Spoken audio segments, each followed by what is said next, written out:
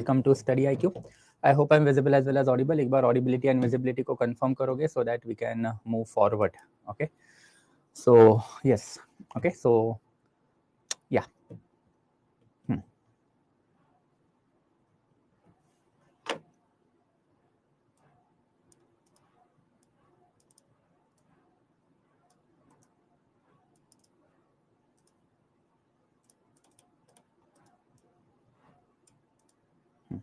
Good morning. Okay. So let other people also join in. We'll start in a minute. ठीक है? Yeah.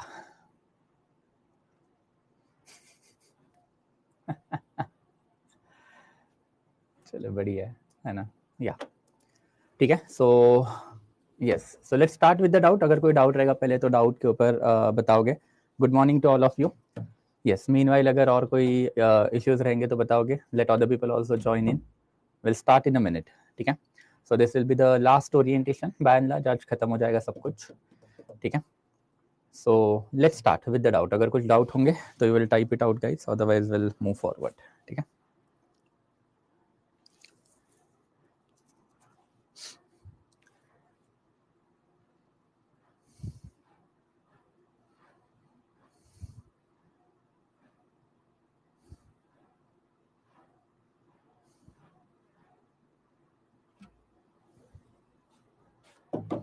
चाहे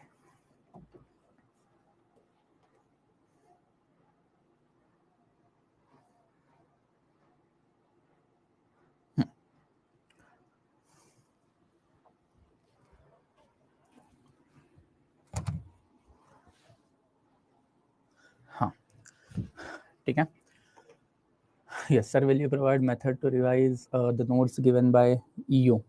देखो method तो होती नहीं है. Okay so there are no such thing यार. ये सब चीज़ें ना बोगस चीज़ें होती है. Whenever you are basically doing the preparation, मैंने आपको बताया था कि 3 रीडिंग वाला जो मेथड है वो अडॉप्ट करो अगर आपको करना ही है तो. बट प्रॉब्लम क्या है ना कि जो मेथड्स होते हैं आपके पढ़ाई के अंदर आफ्टर रिविजन के, वो आपके पर्सनलाइज मेथड होने चाहिए. If I give you my method then वो गड़बड़ ही होगी. अल्टीमेटली आप मेरे मेथड अगर खुद अडॉप्ट करने जाओगे तो obviously it is going to get you somewhere down the line ना. बहुत बुरी चीज़ होगी आपके साथ. So don't do that. Make your own method. That is always beneficial for you, right? Yes. Is it worth watching History Horizon series now? No, not right now. Okay, पहले तो आपको हिस्ट्री ऑप्शनल समझना है, उसके बाद देखोगे वो, तब ज़्यादा फायदा आएगा. Okay? Yes. हाँ. Thereafter sir, is Persian and Islamic different? मतलब ये वाला तो वही डिफरेंस हो गया ना सर. हिंदू एंड इंडिया अलग अलग है क्या? ऑब्वियसली अलग है. Hindu is basically religion, India is basically country. Persia ये ईरान का एंशियंट नाम था. तो Persia is country which is modern day Iran. And there after Islamic is a religion. तो इसमें कोई कंपैरिजन भी हो सकता है क्या?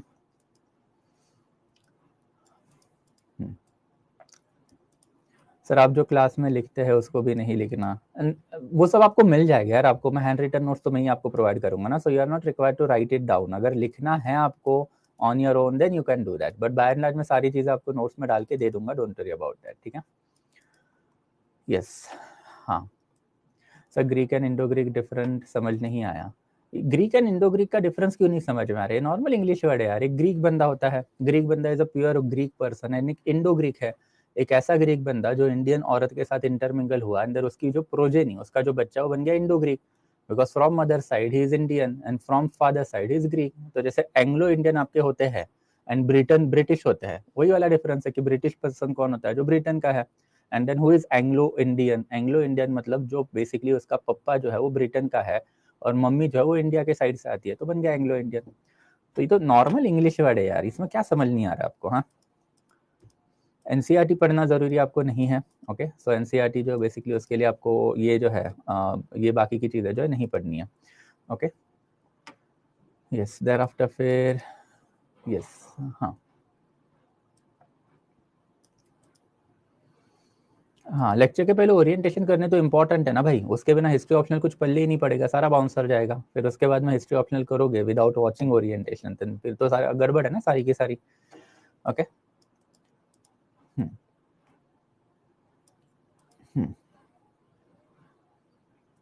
Sir, why we consider 712 as first Islamic invasion when we have earlier evidence as well? जैसे King Darius, because King Darius Islamic नहीं था ना. King Darius was a Persian person, he was a Zoroastrian person.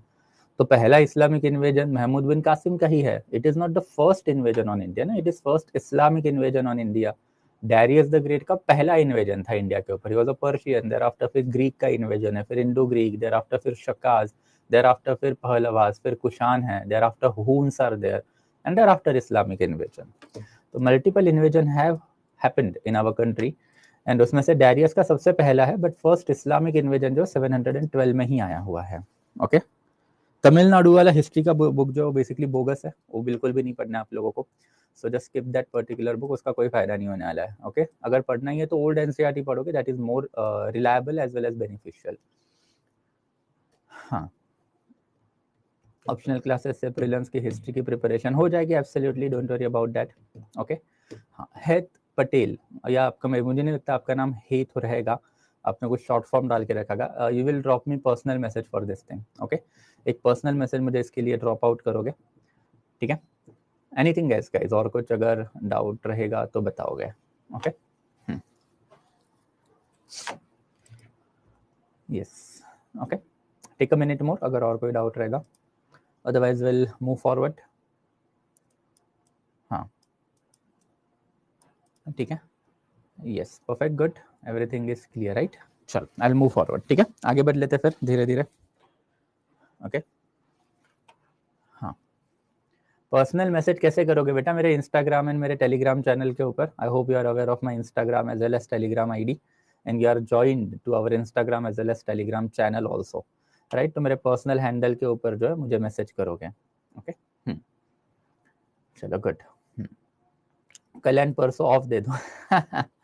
Most probably वही होने वाला है, don't worry. Should I read NCERT? No, you are not required to go through the NCERT, right. Optional में यार आपको सारी चीजें cover up हो जाती है. तो ऑप्शनल में जब आपको सारी चीजें कवर अप हो जाती है, देन उसके बाद बेसिकली आप एनसीईआरटी करना कोई फायदा नहीं होता. अगर आपको करना ही था तो ऑप्शनल क्लासेस के पहले कर लेते, तो that would have been beneficial. But now you can't put yourself into scenario ना, जहां पे आप ऑप्शनल भी पढ़ रहे हो, thereafter you are also reading NCERT, thereafter you also want to read reference book of the history optional. तो भाई इतना सब करोगे कब?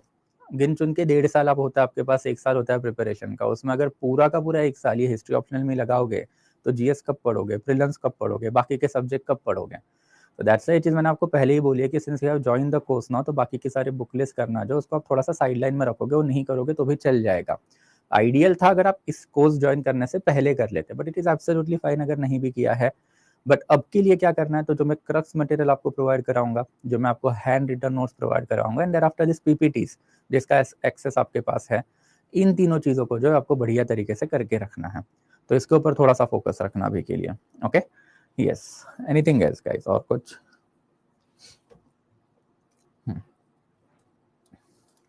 अच्छा, you are going for 2026 attempt, क्या बात, बढ़िया. तो बहुत टाइम है भाई आपके पास, ऑप्शनली पढ़ो अभी के लिए. हाँ. Yes, how should I start? You should start with the optional, you should start with the lecture, right. तो पहले हिस्ट्री ऑप्शनल अगले 5 महीने में कवर अप करने का फोकस करोगे, and there after will go to the GS preparation since you have at least 2 more years, right. Yes.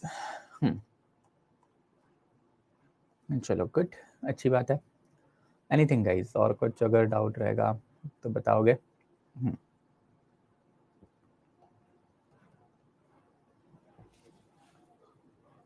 हाँ, चलो गुड. सर मेरा पहला क्लास है, बुक लिस्ट बता दो. पहले वाले क्लास देखोगे, पहले ओरिएंटेशन देखोगे दोस्त, राइट. उसके बिना कुछ मज़ा नहीं आने वाला है. तो पहले वाले सारे जो ओरिएंटेशन जो है उसको ठीक से देखना है, वरना गड़बड़ हो जाएगी सारी की सारी. Okay. Yes, anything else guys, और कुछ अगर डाउट रहेगा. Okay.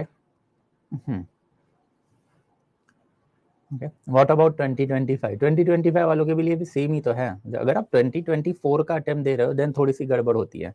But when you are preparing for 2025, then you are in a very good position. 2026 तो बहुत ही ज़्यादा बढ़िया पोजीशन है, because then you can devote your energy for the in depth analysis of the optional. अगर 2024 का attempt है, तो थोड़ा सा आपको जीएस का बर्डन जो है समवेयर अराउंड सितंबर में, अक्टूबर के स्टार्टिंग से लेना चालू करना पड़ेगा.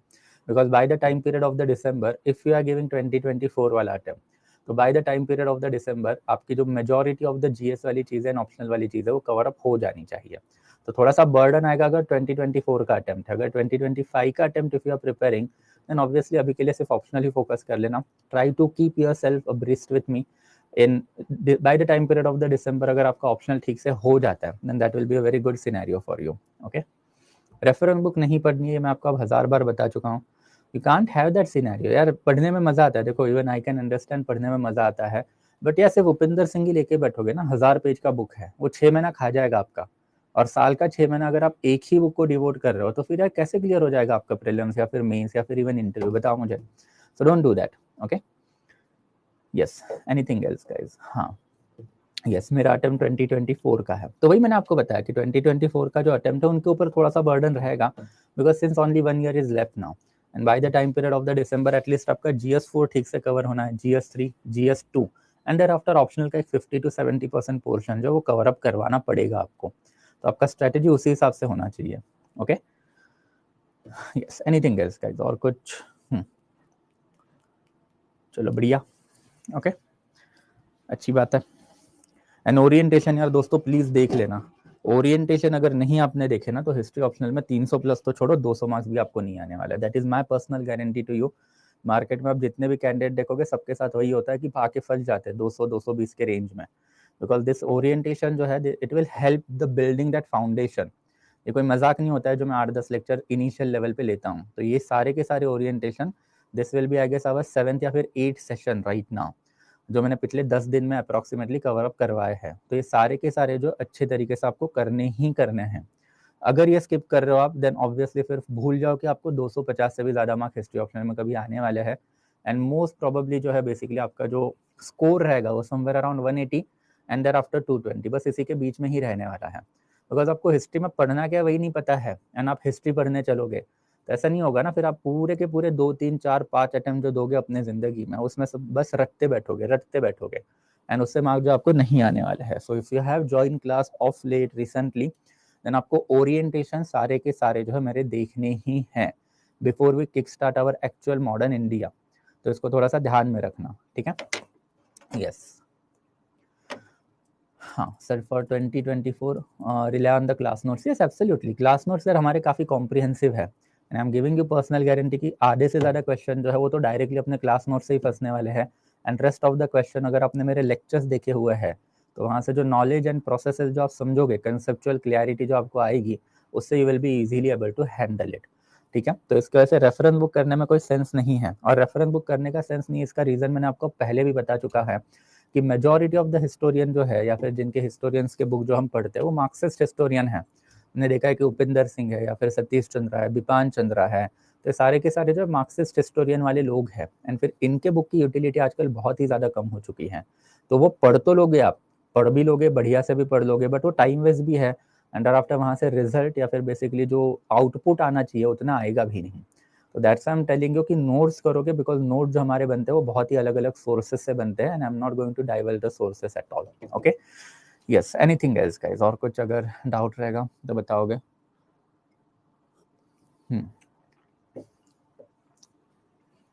सर फुल PDF मिल जाता पहले तो इजी है, रिवीजन के साथ क्लास चलता. मिलेगा आपको.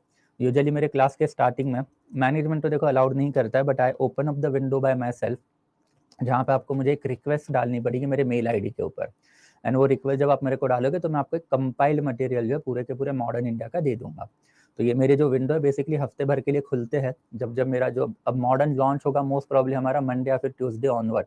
तो मंडे ट्यूसडे ऑनवर्ड जैसे ही मॉडर्न लॉन्च होगा तो उसका जो पहला जो सेशन है उसमें मैं आपको ये सारी चीज़ें बताऊंगा कि क्या होने वाला है क्या नहीं होने वाला है. So don't worry about that. ठीक है, तो compilation I will provide it to you, don't worry. But बस आपको उसके लिए रिक्वेस्ट रेज करनी पड़ेगी मुझे एंड आफ्टर रिक्वेस्ट ओनली मैं आपको कंपाइलेशन जो है दे दूंगा. ओके, हाँ.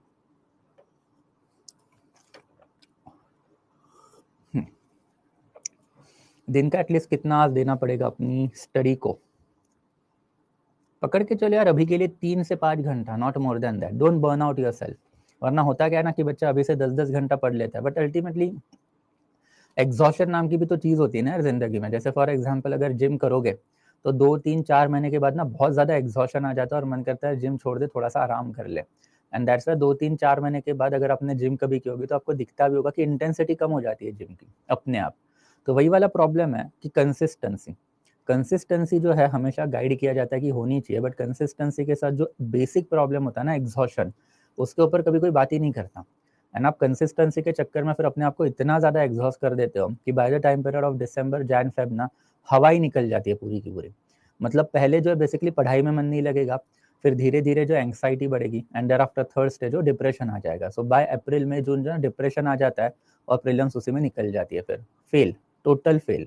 तो वो मत कर लेना अभी के लिए 3 से 5 घंटा, नॉट मोर देन दैट। धीरे धीरे उसको बढ़ाओगे, दिसंबर जनवरी ऑनवर्ड 10 घंटा के अराउंड जो है बेसिकली आपको पढ़ना है। ओके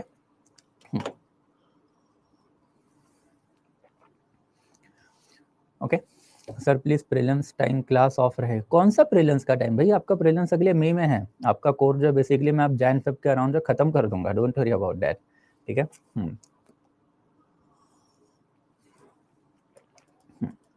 प्री में मॉडर्न हिस्ट्री का परसेंटेज कम हो रहा है, यस एब्सोल्युटली। इसके ऊपर मैंने एक सेपरेट वीडियो भी बना के रखा है। प्रीलिम्स के एनालिसिस तो ओपन यूट्यूब के ऊपर अपने सारे मिल जाएंगे आपको, तो एक बार वो देख लोगे कि वो क्यों कम हो रहा है। ये भी मैंने आपको बताया है, कहाँ पे फोकस करना है वो भी मैंने आपको बता के रखा है। ओके बट अब यहाँ पे मैं उसके बारे में बात नहीं करूंगा, since this is an optional lecture, not prelims वाला लेक्चर। ठीक है, तो उसके लिए एक ओपन मेरे जो वीडियोस है वो देख लो। सारे वीडियोस यार अपने टेलीग्राम चैनल के ऊपर अवेलेबल है, राइट? तो टेलीग्राम चैनल के ऊपर देख लेना एक बार।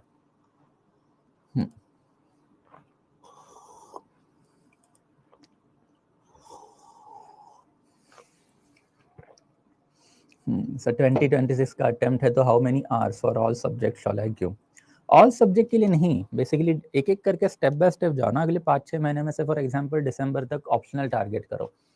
दिसंबर के बाद जो है बेसिकली जैन से लेके जून तक जो रहेगा आपका, दैट इज 2024 जैन से लेके जून, इसमें टारगेट करो कि एटलीस्ट GS4 एंड GS4 के साथ साथ certain portion of GS3 cover up हो जाए।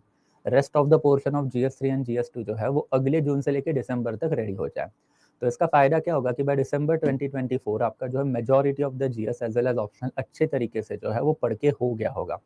देयर आफ्टर 2025 जो है बेसिकली उसके जैन से लेके जून तक जो है जितना ऑप्शनल आपने पढ़ा हुआ है वो रिवाइज करोगे, GS4 GS3 and GS2 revise करोगे। And there after June 2025 onward जो है आपको प्रीलिम्स के ऊपर धीरे धीरे शिफ्ट करना पड़ेगा। तो पहले मेंस जो उसको कवर अप कर लो। Mains is the actual game, prelims is never the actual game. Mains is the actual game क्यों है? बिकॉज मेंस आपको इंटरव्यू का कॉल देगा। मेंस डिसाइड करेगा कि आपको IAS बनना है, IPS बनना है। मेंस डिसाइड करेगा कि IAS बनने के बाद आपको होम कैडर मिलने वाला है या फिर कोई तो आलतू फालतू कैडर मिलने वाला है। तो that is something for you कि अभी के लिए जो since you have the time तो मेंस ओरिएंटेड पढ़ो। लक्ष्मीकांत नहीं पढ़ना है, स्पेक्ट्रम नहीं पढ़ना है, रमेश सिंह नहीं पढ़ना है, ये सारे नॉर्मल रेफरेंस बुक है, इसको उठा के फेंक दो, मेंस के ऊपर आ जाओ एंड मेंस का जो प्रॉपर प्रिपरेशन है वो करो। अब ये कहाँ से करोगे? तो इसके लिए दो चीज़ें कि मैं तो सजेस्ट करूंगा कि फाउंडेशन कोर्स है वो लगाओगे। चलो अगर वो अफोर्डेबल नहीं है, वो अभी नहीं लगा सकते, then what you can do is that कि सिलेबस निकालो। यूपीएससी नोटिफिकेशन 2023 टाइप करोगे तो एक बड़ा नोटिफिकेशन का फाइल आएगा, उसमें यूपीएससी ने डिटेल सिलेबस दे के रखा है GS2 GS3 एंड GS4 का। वो हर एक पॉइंट जो वहाँ पे यूपीएससी ने लिखा है उसको कॉपी पेस्ट नेट पे भी करके डालोगे ना, तो 3-4 क्लास के फ्री मटेरियल आपके पास आ जाएंगे। तो वो पढ़ना चालू करो, तो that is something better, it will help you more as compare to going through the reference book right now. Okay clear? चलो परफेक्ट। ओके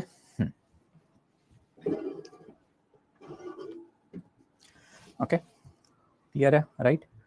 हाँ, टेलीग्राम चैनल, या टेलीग्राम चैनल फैकल्टी के बारे में सर्च नहीं करते क्या तुम लोग? बिल्कुल भी, तुम्हें अभी तक अपना टेलीग्राम चैनल नहीं पता, कैसे चलेगा ऐसे? हाँ right, so Telegram channel is basically CSC civil services examination with Sunil NAGARE, Sunil Nagare, right? So this is my name. तो CSC with Sunil Nagare type कर लो, ये बेसिकली आ जाएगा। ओके, तो that is our Telegram channel. इसके अलावा एक पेड टेलीग्राम चैनल जो अपना अलग से है, दिस पेड टेलीग्राम चैनल का एक्सेस में आपको जब अपना पहला मॉडर्न इंडिया का लेक्चर होगा, मोस्ट प्रॉब्ली अब मंडे या फिर ट्यूसडे को ही हो पाएगा, तो उस टाइम पे दे दूंगा। But this is basically the Telegram channel. And personal message अगर मुझे डालना है तो इंस्टाग्राम पे डालोगे। अगर आप इंस्टाग्राम के ऊपर नहीं हो तो you can reach out to me at my email ID, तो sainil.nagare@studyiq.com। ठीक है, but I prefer this particular mode because ये डायरेक्टली मोबाइल पे एक्सेसिबल रहता है। मेल के ऊपर रिप्लाई मेरे थोड़े से लेट ही आते हैं, but you can reach out to me on the mail also और इंस्टाग्राम या फिर टेलीग्राम। बट टेलीग्राम कैसा ना, ओपन चैनल नहीं है ये, बेसिकली थोड़ा सा क्लोज चैनल है, तो आपको मेरा पर्सनल हैंडल इसके ऊपर दिखाई नहीं देगा। तो कम्युनिकेशन के लिए ये दो जो है बेसिकली आपके पास अवेलेबल है, right? Yes.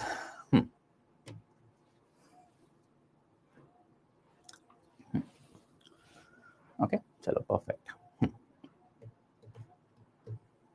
Clear, everything is clear, right? तो विल मूव फॉरवर्ड, आगे बढ़ लेते हैं। हाँ, पेड का जो बैच है वो अलग होता है, उसका लिंक जो है मैं आपके साथ शेयर करूंगा।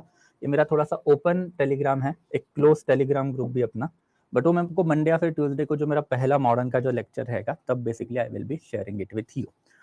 चलो okay, in any case will move forward. Yes Naman, keep faith on me, yeah absolutely right. 300 plus लाने हैं तो यार मार्केट में नहीं मिलेंगे आपको, राइट? मार्केट में बहुत सारी चीजें पड़ी हुई है, अगर वो करने से 300 प्लस आते तो बहुत सारे बच्चे आपको 300 प्लस हिस्ट्री ऑप्शनल में मिल जाते, बट दिखाई देते हैं क्या कहीं पे? नहीं ना। तो right, that's why I am telling you कि जो नोट्स मैं प्रोवाइड करूंगा वही करोगे, and there after take the decision ना। एक बार 4-5 महीने के लिए मेरे साथ रह लेना, पढ़ लेना, and there after take the decision कि आपको और कोई करने की जरूरत है कि नहीं। इट इज माय गारंटी, कोई करने की जरूरत नहीं है, so don't worry about that. Okay, चलो परफेक्ट, गुड, सिंपल, क्लियर है। तो विल मूव फॉरवर्ड। आज हम लोगों को basically ancient medieval and modern India का जो बेस है कि रैशनलाइजेशन या फिर बेसिकली पूरा का पूरा ये जो है दैट इज कैटेगराइजेशन की हुआ है एंड कैसे हुआ है। तो हम लोगों ने कल वाला जो लेक्चर जो हुआ था उसमें बेसिकली कुछ कैलेंडर वाले जो कंसेप्ट है वो देखे थे, and after we had also seen this particular timeline. ये कल मैंने आपको ये टाइमलाइन काफी इलैबोरेटली एक्सप्लेन की थी, और हर एक इवेंट जो है इसमें हुआ है वो भी मैंने आपको सारे के सारे इलैबोरेटली एक्सप्लेन किए हुए थे। बट यहाँ पे हम लोगों को एक चीज थोड़ी सी वापस से रिवाइज करनी पड़ेगी, that is basically what is history. तो हिस्ट्री जो है उसका मतलब हम लोगों ने पहले ही देखा हुआ था। If we talk about history, then history का मतलब क्या है? तो हिस्ट्री का मतलब होता है बेसिकली हिस्टोरिया।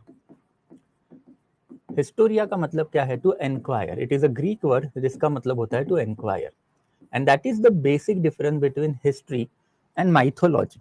जैसे अभी के लिए आप देखोगे ऑर्डिनरी लोगों से बात करो जाके, तो ऑर्डिनरी लोगों का कहना रहेगा कि भाई महाभारत में लिखा हुआ है, रामायण में ये लिखा हुआ है, वेद पुराण शास्त्रों में ये लिखा हुआ है, एंड ऑर्डिनरी लोगों को बस आपने ये बोल दिया कि भाई लिखा हुआ है, तो ऑर्डिनरी लोग उसको फटाक से मान लेते हैं। तो that is something belief system या फिर दैट इज समथिंग माइथोलॉजी।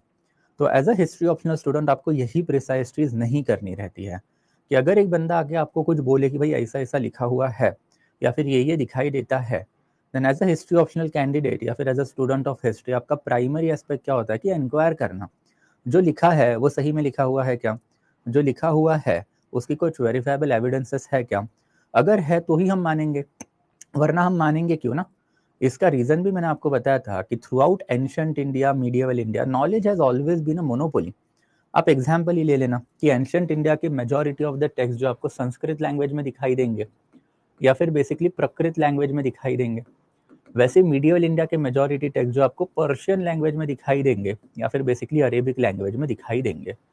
ये इनमें से कोई भी लैंग्वेज आपको आती है, इनमें से कोई भी लैंग्वेज आपको कभी सिखाई गई या फिर आपको ये बुक का जो एक्सेस कभी मिला? नहीं मिला। क्यों नहीं मिला?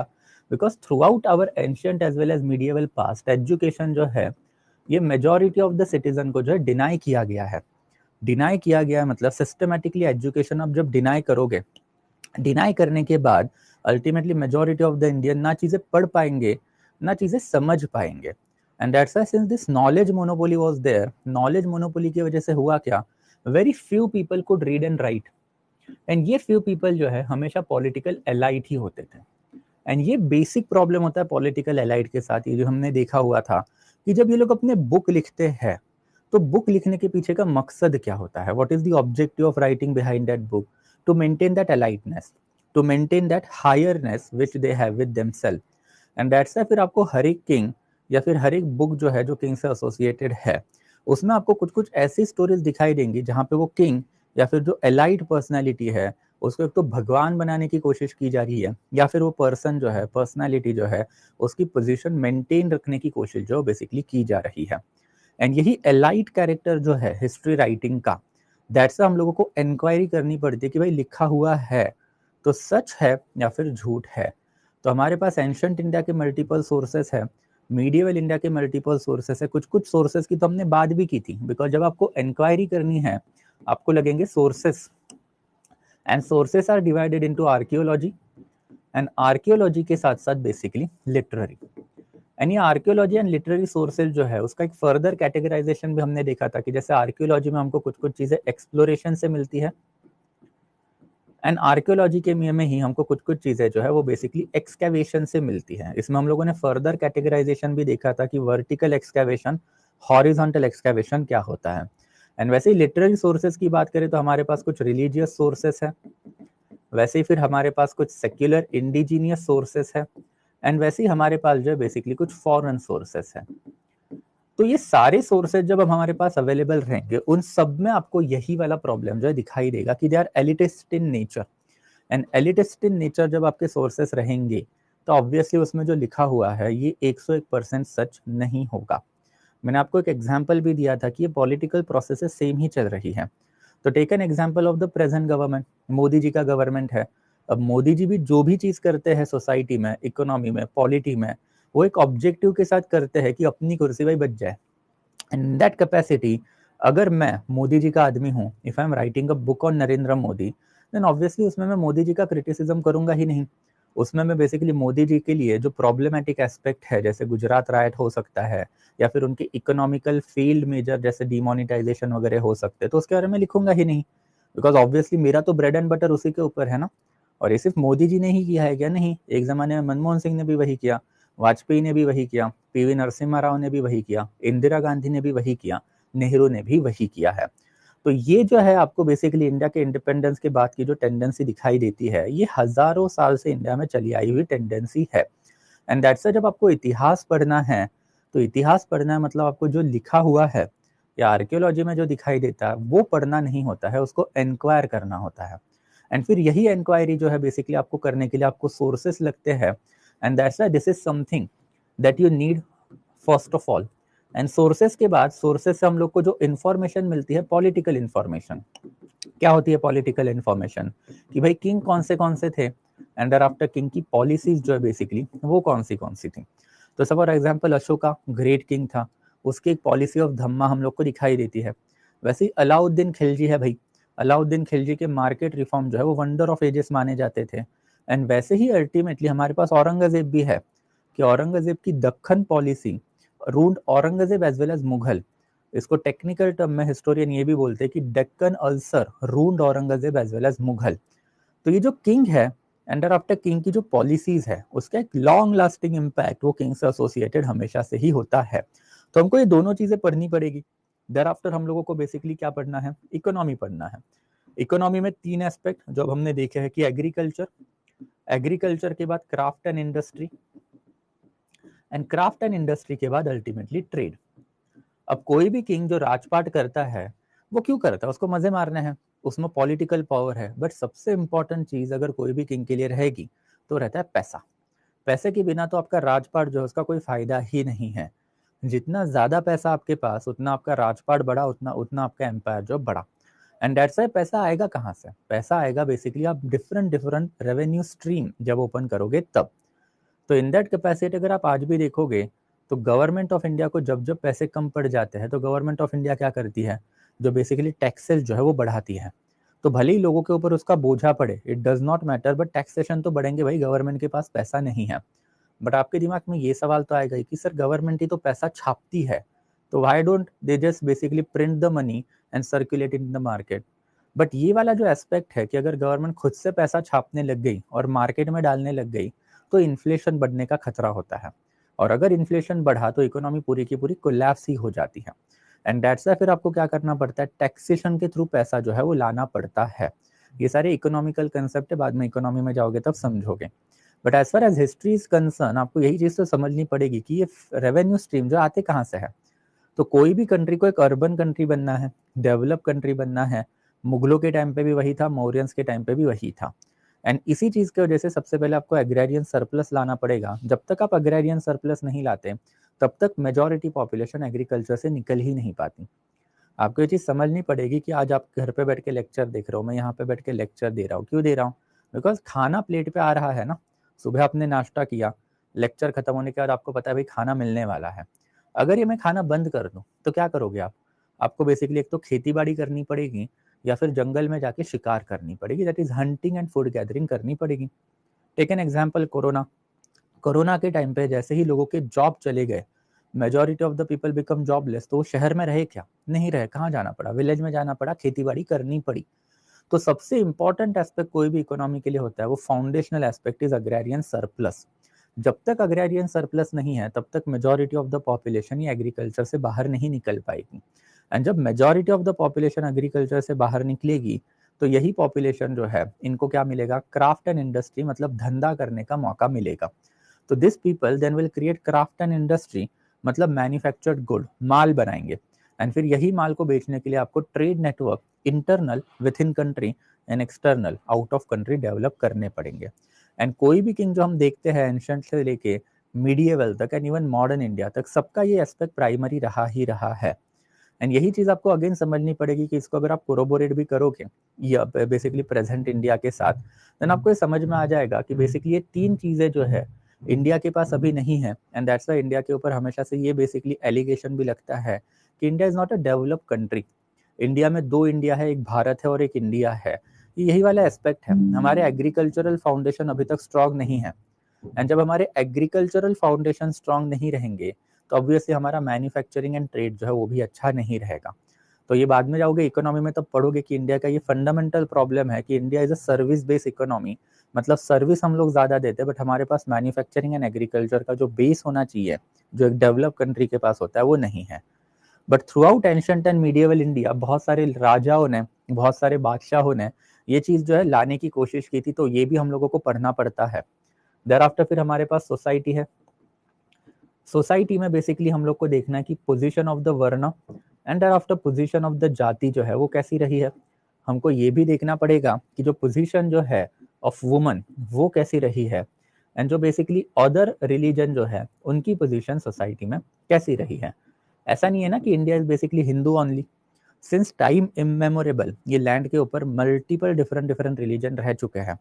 एक जमाने में इंडिया में 62 मल्टीपल रिलीजन थे, उसमें से एक ही रिलीजन टिका है by and large, that is Hinduism. But ये हिंदुइज्म के साथ दो और एंशियंट रिलीजन इंडिया में आपको आज भी दिखाई देंगे, that is Buddhism and Jainism. तो हिंदुइज्म, बुद्धिज्म एंड जैनिज्म ये तो बस आउट ऑफ 62 मल्टीपल रिलीजन जो इंडिया में अवेलेबल थे उसमें से 3 ही बचे हुए हैं। तो हमको ये प्रोसेस भी समझना पड़ेगा कि ये जो रिलीजन जो वो बनते कैसे हैं, रिलीजन चलते कैसे हैं और रिलीजन बिगड़ते कैसे हैं, मतलब डिक्लाइन ऑफ द रिलीजन होता कैसा है। एंड जब जब रिलीजन आता है तो ऑब्वियसली वो रिलीजन को टिकाने के लिए वही रिलीजन के एलाइट, जैसे हिंदू रिलीजन के एलाइट और ब्राह्मण, वो भी कुछ कुछ मेजर करते हैं। तो ये मेजर जो है बेसिकली क्या होते हैं एंड ये मेजर का इम्पैक्ट वही रिलीजन के मेजोरिटी ऑफ द सेक्शन के ऊपर कैसे पड़ता है। जैसे आपने सुना होगा कि आज भी अगर आप देखोगे तो हिंदू रिलीजन जो है उसका एक बेसिक प्रॉब्लम है, that is female infanticide. Female infanticide India का प्रॉब्लम है, बट वो इंडिया का प्रॉब्लम इसी वजह से है बिकॉज ट्रेडिशनल लेवल पे फीमेल इन्फेंटिसाइड धर्म से बेसिकली या फिर इंडियन रिलीजन में इसको क्या थी, मान्यता थी, इसको परमिशन थी। एंड परमिशन थी इन द सेंस दैट वैदिक लिटरेचर में भी ये लिख के रखा है कि बेसिकली वुमन या फिर चाइल्ड, वुमन गर्ल जो होती है या फिर वुमन चाइल्ड जो होती है वो क्या है, सोर्स ऑफ मिजरी है। सो अगर आपको उसका रेड करना है, उसको अगर आपको खत्म करना है तो it was easily done throughout ancient India as well as medieval India. And वही प्रॉब्लम अल्टीमेटली मॉडर्न इंडिया में भी आया है। It is thankful to the present government, इनका एक ही, वैसे I am not very fond of this government but इनके कुछ कुछ अच्छे काम भी है। उसमें वन ऑफ द बेस्ट काम जो इन्होंने किया था इस बेटी बचाओ बेटी पढ़ाओ आंदोलन, जिसकी वजह से फीमेल इन्फेंटिसाइड का जो रेट है इंडिया में वो ड्रास्टिकली कम हो चुका है एंड इंडिया का सेक्स रेशियो जो बढ़ रहा है। बट ये ट्रेडिशनल लेवल पे प्रॉब्लम आई क्यों? वैसे ही आपने देखा होगा कि आज हम बैठे हुए 2023 में, तो 2023 बेसिकली मॉडर्न इंडिया है, लिबरल इंडिया है, प्रोग्रेसिव इंडिया है। बट हार्डली 200 साल पहले यही लैंड के ऊपर सती जैसी हॉरिबल प्रैक्टिस है वो हिंदू रिलीजन में अलाउड थी। तो भैया अलाउड क्यों थी? इसके पीछे भी कोई ना कोई तो रीजन हो गए।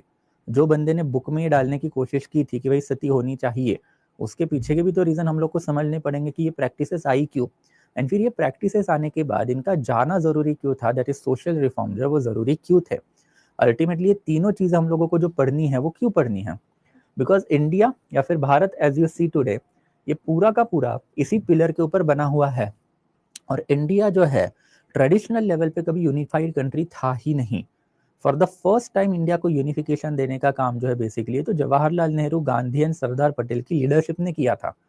1947 में जो मैप इंडिया का बना, इतना बड़ा इंडिया जो है, थ्रू आउट एंशंट इंडिया सिर्फ अशोका के पास ही था, and throughout medieval India सिर्फ और सिर्फ औरंगजेब के पास ही था। And that's Ashoka and there after Aurangzeb जो ये बेसिकली इंडिया के one of the most important king भी है।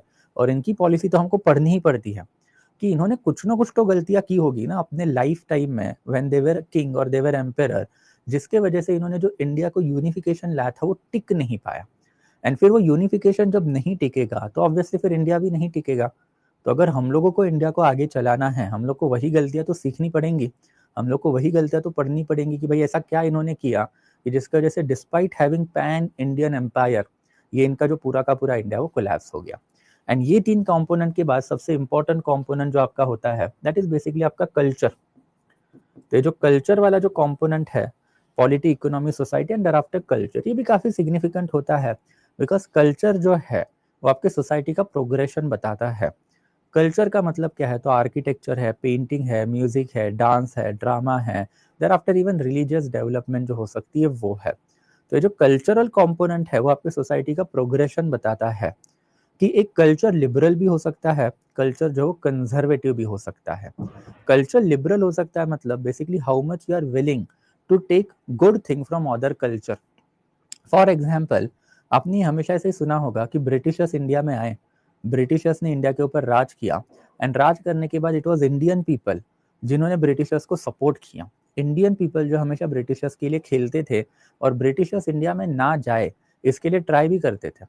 इनफैक्ट इसके ऊपर तो आपको ये भी पता होना चाहिए कि the founding father of India as well as the drafter of the modern constitution of India that is doctor Baba Saheb Ambedkar, इन्होंने तो एज लेट एज 1951-1952 इंटरव्यू देके जो है लिबरल पार्टी गवर्नमेंट जो ब्रिटेन में उस टाइम पे रूलिंग था, पार्टी गवर्नमेंट था, उनको क्रिटिसाइज भी किया था कि at a very bad period of time India को इंडिपेंडेंस जो ब्रिटिशर्स ने दिया हुआ है ये नहीं देना चाहिए था। तो भाई ये चीजें क्यों है, ये चीजें इसी वजह से है बिकॉज ट्रेडिशनल पीरियड पे इंडिया का जो रिलीजन है, हिंदू रिलीजन, ये कंजर्वेटिव कल्चर के तौर पे माना जाता था। हजारों साल से जितने भी फॉरेन ट्रैवलर इंडिया में आए उन्होंने अलग अलग चीजें इंडिया के बारे में बता के रखी है, इंडिया की मटेरियल प्रॉस्पेरिटी की बात की है, बट अल्टीमेटली उन्होंने एक चीज हमेशा कॉमन रखी है कि Indians are seclusion people, they are not willing to talk with the other civilization and they are not willing to take good things of the other civilization।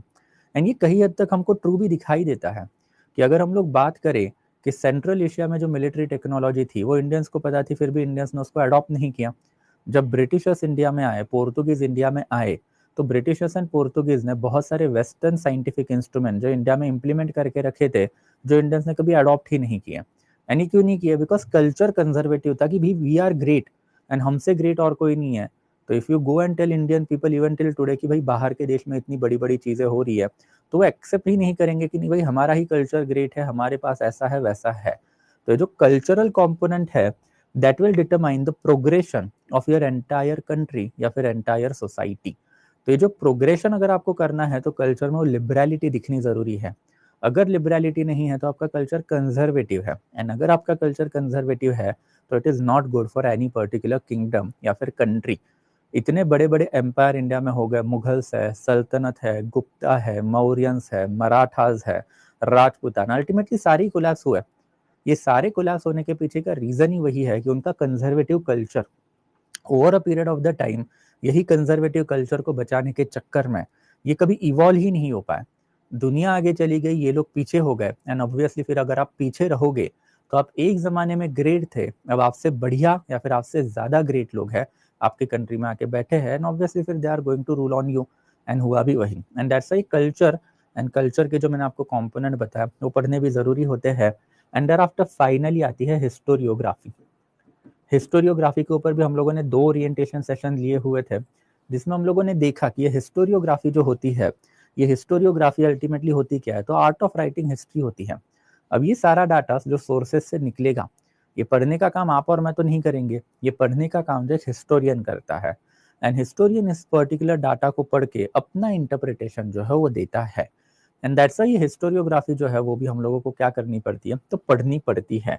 And talking of historiography, फिर हम लोगों ने देखा था कि एक colonial school है, there after एक नेशनलिस्ट स्कूल है,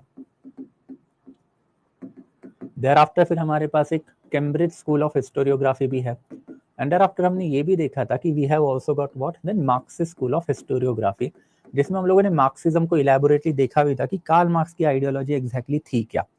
but again in nutshell it was colonial people जिन्होंने इंडिया की अर्लीस्ट हिस्ट्री लिखने का काम जो है किया था because of the administrative problem. आप कोई भी एक किंगडम पकड़ोगे या फिर कोई भी एक डेमोक्रेटिक कंट्री पकड़ोगे, अल्टीमेटली फॉर्म अलग है बट है तो सिविलाइज लोग, एंड इन दैट कैपेसिटी ये सिविलाइजेशन जब आती है तो उसमें लॉज होने जरूरी है। अब जब वॉरेन हेस्टिंग इंडिया का मतलब गवर्नर जनरल ऑफ बंगाल बना, तो गवर्नर जनरल ऑफ बंगाल बनने के बाद उसके पास वही कॉनन्ड्रम था कि वो क्रिश्चियन पला बड़ा लंदन में, देर आफ्टर उसका पूरा कंट्री डेमोक्रेटिक कंट्री, और वो बैठा है बंगाल में जो बेसिकली मीडिएवल इंडिया का पीरियड है। एंड मीडिएवल इंडिया में यहाँ पे मेजॉरिटी रिलीजन हिंदू मुस्लिम, यहाँ पे लॉ कौन से चलते तो वेदा Purana Dharmashastra Dharma Smriti for Hindu people and thereafter Quran and sharia for the Islamic people. तो वॉरेन हेस्टिंग के लिए तो ये बहुत ही बड़ा कॉनन्ड्रम रहा होगा कि भाई रूल करना है तो करे कैसे, ना इनको लोकल लोग पता है, ना इनको लोकल कस्टम पता है, ट्रेडिशन पता है, लॉ पता है। And that's it was Warren Hasting जिसने इनिशियल लेवल पे इंडिया का पास्ट जो है वो ढूंढना चालू किया कि ये लोगों के कल्चर के बारे में समझते हैं। And when you understand the culture और when you want to understand the culture of a particular civilization, फिर आपको क्या करना पड़ता है, उनके जो एंशिएंट एंड मिडिएवल पीरियड के जो टेक्स्ट बुक है वो उठा के पढ़ने पड़ते हैं। And that is what Warren Hasting did. उसने इंडिया के जो एंशिएंट मीडियल के जितने भी पॉसिबल टेक्स्ट बुक है उनको जमा करके इंग्लिश लैंग्वेज में कन्वर्ट करने का काम जो है वो चालू किया। वो कैसे किया वो सब चीज़ें हम देख चुके हैं।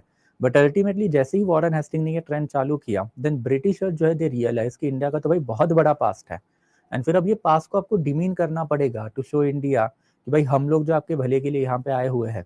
And in that capacity colonial historians ने ब्रिटिश पर्सपेक्टिव से इंडिया की हिस्ट्री लिखनी चालू की। इंडियंस को बताना चालू किया कि देखो भाई आप पे तो हमेशा ही इन्वेजन होते हैं, और इन्वेजन होने के बाद बाहर के लोगों ने आके आपके ऊपर रूल भी किया है, तो you are not capable of governing yourself. And जैसे एक जमाने में आर्यन लोगों ने आके आप पे इन्वेजन किया, आपको हरा के आप पे रूल किया, वैसे ही अब ब्रिटिशर्स आए हुए हैं, वो भी आपके ऊपर रूल करेंगे, आपको एक सिविलाइज वर्ल्ड जो है उसकी तरफ लेके जाएंगे। इसी को काउंटर करने के लिए फिर नेशनलिस्ट हिस्टोरियन आए थे। नेशनलिस्ट हिस्टोरियोग्राफी जो है by and large Hindu historiography के क्लोज ही है।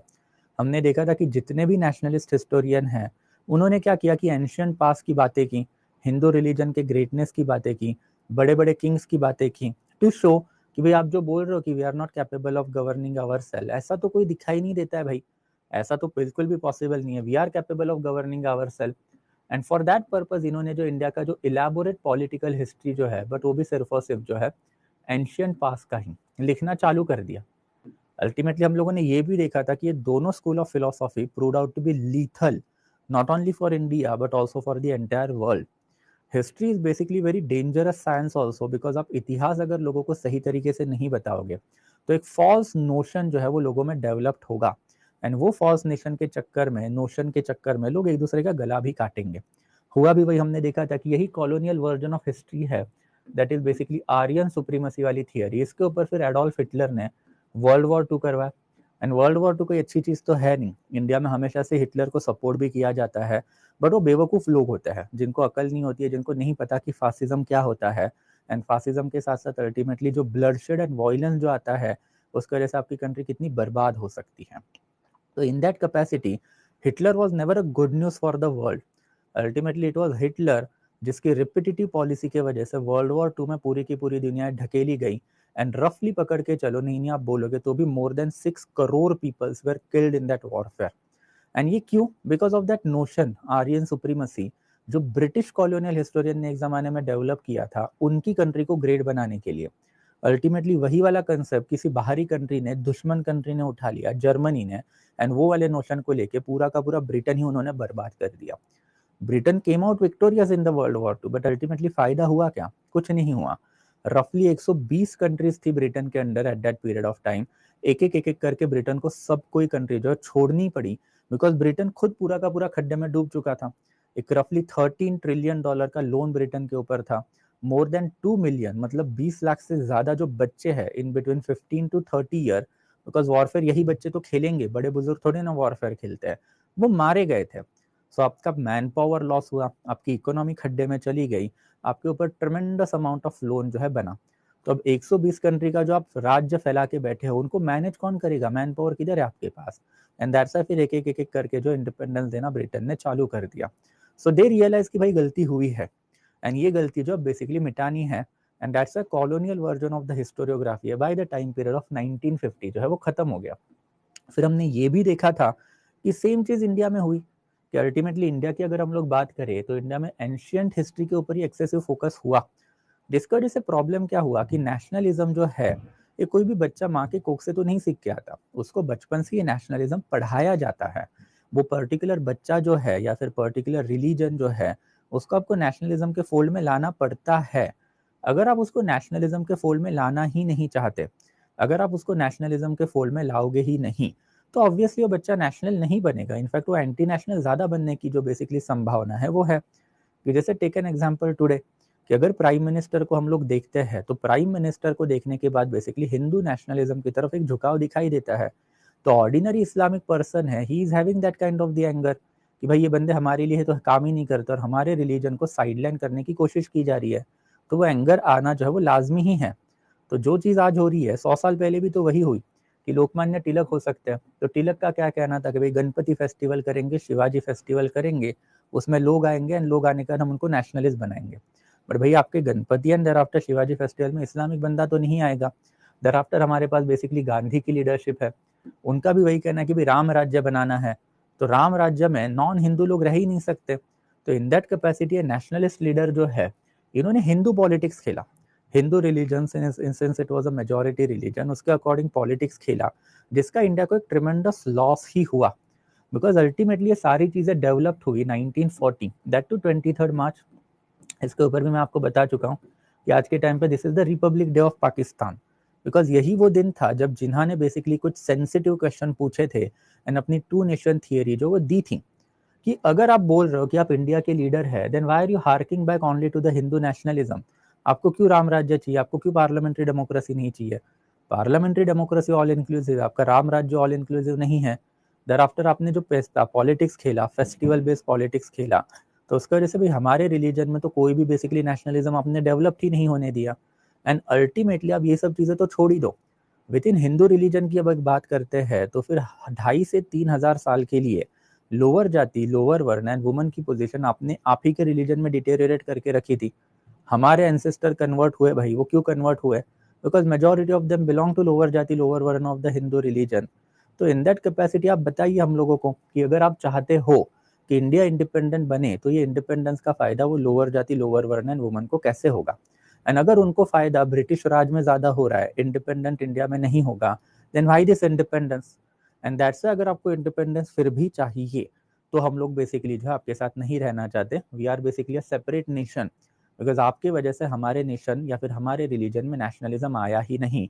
And that is what the two nation theory is all about, जिसके अब हम लोग मॉडर्न इंडिया में जाएंगे तब बात भी करेंगे।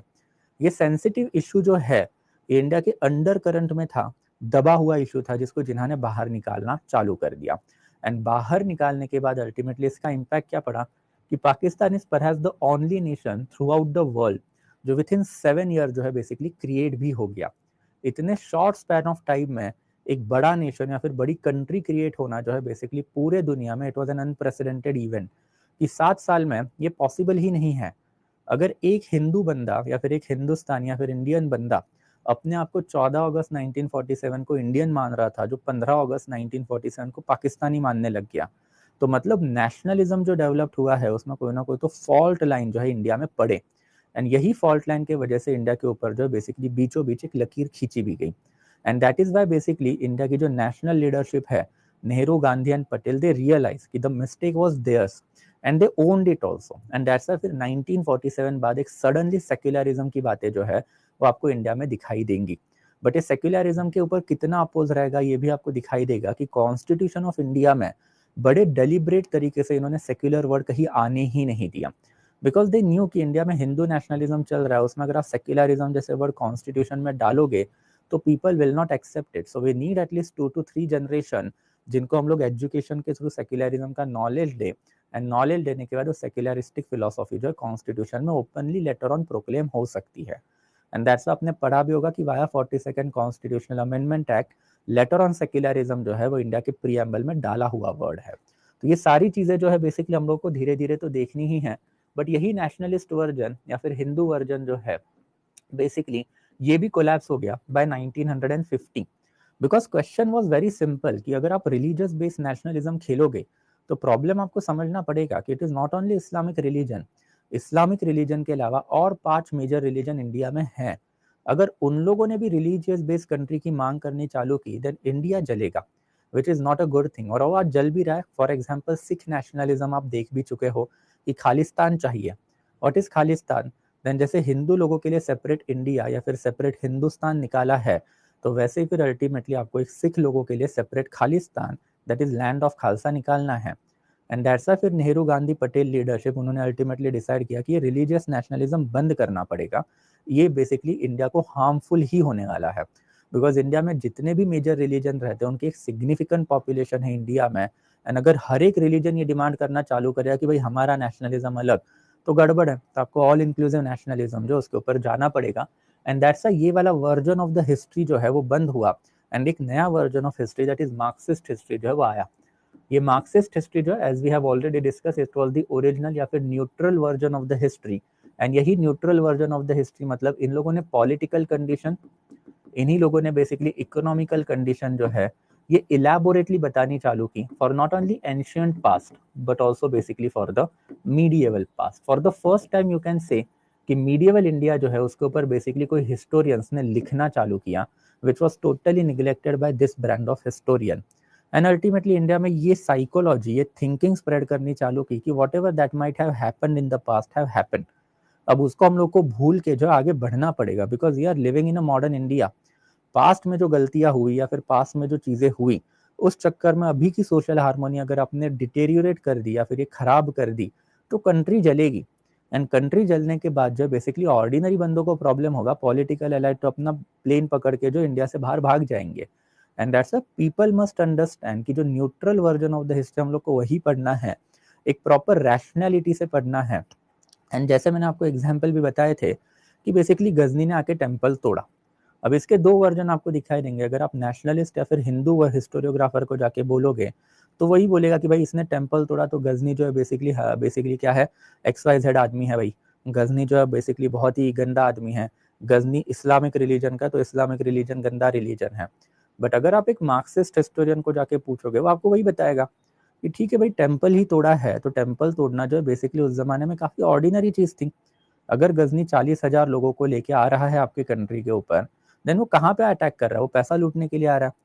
ऑर्डिनरी विलेजेस में तो आपको पैसा नहीं मिलेगा, गरीब लोग रहते हैं विलेजेस में। विलेज में कौन चोरी चकारी करता है? चोरी चकारी वहीं पे होगी, रेड वहीं पे पड़ेगी जहाँ पे टेम्पल जो वो तोड़े जाएंगे, टेम्पल बेसिकली मिलेंगे, बिकॉज टेम्पल में एक एक्यूमुलेटेड वेल्थ होती है हजारों सालों की। वैसे ही कैपिटल सिटीज में आप रेड मारोगे जहाँ पे एक एक्यूमुलेटेड वेल्थ होती है हजारों सालों की। एंड मार्क्सिस्ट हिस्टोरियोग्राफर ने ये भी प्रूव करना चालू किया कि इट इज नॉट ओनली ना कि सिर्फ और सिर्फ जो बेसिकली इस्लामिक इन्वेजन हुए हैं उन्होंने ही टेम्पल लूटे हैं। जब एक हिंदू राजा दूसरे हिंदू राजा के टेरिटरी में रेड मारता था तभी भी टेम्पल लूटे जाते हैं। एक प्रॉपर एग्जाम्पल है हमारे पास कि मराठाज ने 1791 में मैसूर के ऊपर रेड मारी। एंड मैसूर का जो उस टाइम का कैपिटल है सेरिंगपट्टनम, उसमें बेसिकली एक श्रृंगेरी देवी का टेम्पल था। ये मराठाज ने टेम्पल लूटा भी, एंड टेम्पल लूटने के साथ साथ जो देवी जो है उसको भी डैमेज कर दिया, मतलब मूर्ति टूटी है अंदर की। अब वो मराठाज ने तोड़ी नहीं तोड़ी वो अलग डिबेट है, but this is just one of the example that I am giving you कि ये हर कोई करता है। वैसे फिर एक और एग्जाम्पल है हमारे पास कि बेसिकली अगर आप देखोगे तो एक सन्नाती नाम की जगह है, कहाँ पर है? कर्नाटका में है। अब ये स्टोरी भी काफी फैसिनेटिंग है। तो ये अशोका के टाइम पे साउथर्न प्रोविंस जो हुआ करता था उसका कैपिटल हुआ करता था सन्नाती। एंड सन्नाती में एक बेसिकली काली माता का टेम्पल हम लोगों को मिला हुआ है। समवेयर अराउंड 1980s ये काली माता का जो टेम्पल उसका छत टूट गया एंड काली माता की मूर्ति जो है डैमेज हो गई। फिर आर्कियोलॉजिकल सर्वे वालों को बुलाया गया। बुलाने के बाद जो बेसिकली उन्होंने वो जब साफ सफाई जब चालू की तब आर्कियोलॉजिकल सर्वे रियलाइज कि ये जो काली माता की मूर्ति जो है इसका जो बेस नीचे वाला जो पिलर है ये अशोका का इंस्क्रिप्शन है। एंड दर आफ्टर फिर उन्होंने बेसिकली मंदिर के आजू बाजू वाले प्रीमाइसेस में जब एक्सकेवेशन चालू किए तब उनको पता चला कि भाई ये पूरा एक प्रॉपर बुद्धिस्ट विहारा है। मतलब बुद्धिस्ट विहारा जो है उसको अपने हिंदू टेम्पल में कन्वर्ट करके रखा हुआ है। एंड ऐसे इंस्टेंट जो है ये मार्क्सिस्ट हिस्टोरियोग्राफर्स ने बहुत सारे बता के रखे हैं। What is the point of debate over here कि ये पॉलिटिकल एलाइटिज्म है। जब आप राजा बनते हो ना, आपके लिए रिलीजन इंपॉर्टेंट है ना, आपके लिए लोग इंपॉर्टेंट है, आपके लिए पैसा इंपॉर्टेंट है। एंड जहां जहां पे आपको पैसा मिलेगा वहां वहां पे आप ये चीज करोगे ही करोगे। तो जैसे बुद्धिस्ट विहारा को आपने देखा हिंदू टेम्पल में कन्वर्ट किया गया, तो वैसे ही आप देखोगे कि इंडिया में बहुत सारे टेम्पल जो उनको बेसिकली ये जो है मॉस्क में लेटर ऑन कन्वर्ट किया गया, बिकॉज आपने वहां पे एक जमाने में क्या किया, रेड मारे हैं in order to loot that premises. And वो लूट क्यों है, बिकॉज एक हिस्टोरिकली एक्यूमुलेटेड वेल्थ हम लोग को वहां पे दिखाई देती है। तो ये बस बताने के तरीके होते हैं, वर्जन ऑफ द हिस्ट्री होती है ना, इट डिपेंड्स अपॉन यू कि आपको कौन सा वर्जन जो है सब्सक्राइब करना है। एंड फाइनली हमारे पास एक Cambridge version of the historiography भी है। एक Cambridge version of the historiography मतलब जो कॉलोनियल हिस्टोरियन है, इन्होंने जो गलतियां की उनको साइडलाइन करने का काम जो इन्होंने किया, कि भाई हम लोगों से मिस्टेक तो हुई है, बट वो उस जमाने की जरूरत थी, हम लोग अब उसको नहीं मानते हैं, उस जमाने में हमने उसको माना, नाउ फॉरगिव अस।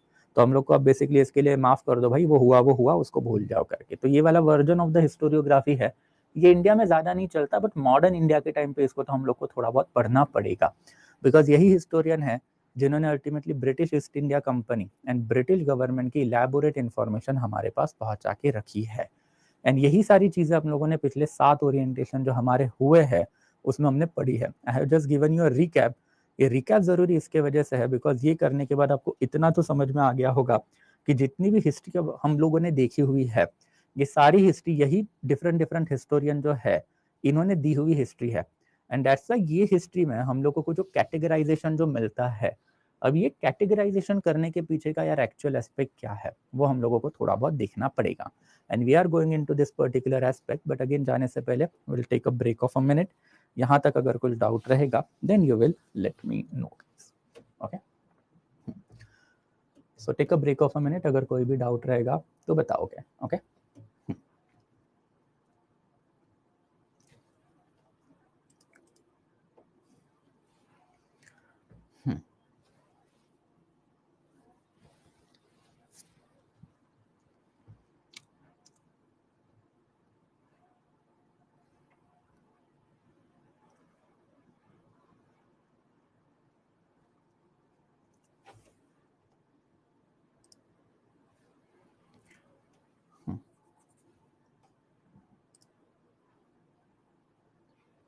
हाँ, ओके सर, जो आज की गवर्नमेंट हिंदू हिंदू करती है, क्या इसका इम्पैक्ट हमारे फ्यूचर पे पड़ेगा? एब्सोल्युटली पड़ेगा, बिकॉज प्रॉब्लम वही है ना कि आपकी society you need to see it as a homogeneous one, कि जब आप बेसिकली जम्मू से लेके कन्याकुमारी एंड आफ्टर गुजरात से लेके नागालैंड की बात करें तो इसमें multiple section of the people रहते हैं। अब इसमें से अगर एक सेक्शन जो वो अलूफ हुआ, एंगर उनमें बढ़ता गया बढ़ता गया बढ़ता गया, तो वो शांत बैठेंगे। बट अल्टीमेटली कभी ना कभी तो एक पॉलिटिकल लीडर वहां पे आता ही है जो बेसिकली वो एंगर को क्या करेगा, बॉईल करने की कोशिश करेगा, एंड आफ्टर वो पूरा एरिया जो है वो जलता ही जाएगा। इंडिया में ऐसे बहुत सारे मूवमेंट आपको आज भी दिखाई देंगे, जैसे नक्सलाइट मूवमेंट है, नॉर्थ ईस्टर्न इंडिया में सेसेशनिस्ट मूवमेंट है, एंड आफ्टर टेररिज्म मूवमेंट जो बेसिकली जम्मू कश्मीर वाला है। इन लोगों को मजा आता है क्या ये सब चीजें करने में? They don't want to live in India. And why they don't want to live in India? Because obviously जो गवर्नमेंट की पॉलिसीज है those are not conducive to their development. उनको भी तो डेवलपमेंट ही चाहिए था। They waited for that development, and ultimately जब डेवलपमेंट नहीं हुआ तभी तो जाके उन्होंने हथियार उठाए कि भाई आप अलग और हम हमारा देख लेंगे, आप निकलो यहाँ से। तो ये जो झगड़े हैं वो कभी ना कभी तो जाके बॉइल डाउन होंगे, एंड देयर आफ्टर एक जमाने में फूटेंगे ही फूटेंगे। जो 1940 एंड 47 में हुआ कि 1940 तक बेसिकली एक सेक्शन निगलेक्ट होता गया एंड अल्टीमेटली वही सेक्शन को एक बड़ा लीडर जब मिला तो वो सेक्शन ने इलेबोरेट पैट्रोनाइजेशन या फिर सपोर्ट करना चालू कर दिया, and that's the inclusive development.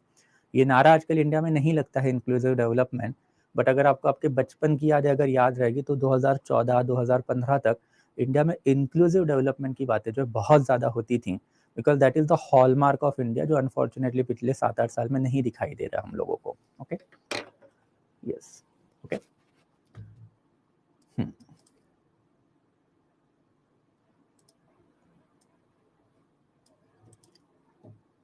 Okay, multifaceted understanding चाहिए, right? Cambridge school history follows the Marxist, yes absolutely they follow the Marxist policies only, right?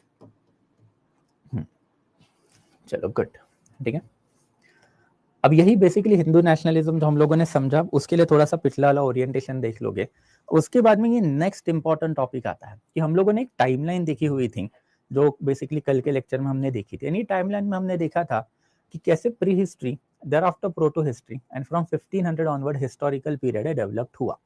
Now इसमें जो है ऑब्वियसली ये टाइमलाइन सबसे पहले बनाएगा कौन, the earliest writer of our history that is colonial history historiographer.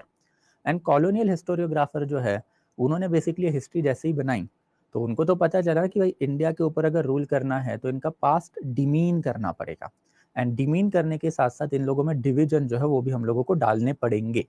And for that purpose it was colonial historian जिन्होंने बोलना चालू किया कि देखो भाई 1712 जो है, ये 1712 जो है बेसिकली इसमें क्या हुआ, महमूद बिन कासिम का इन्वेजन हो गया।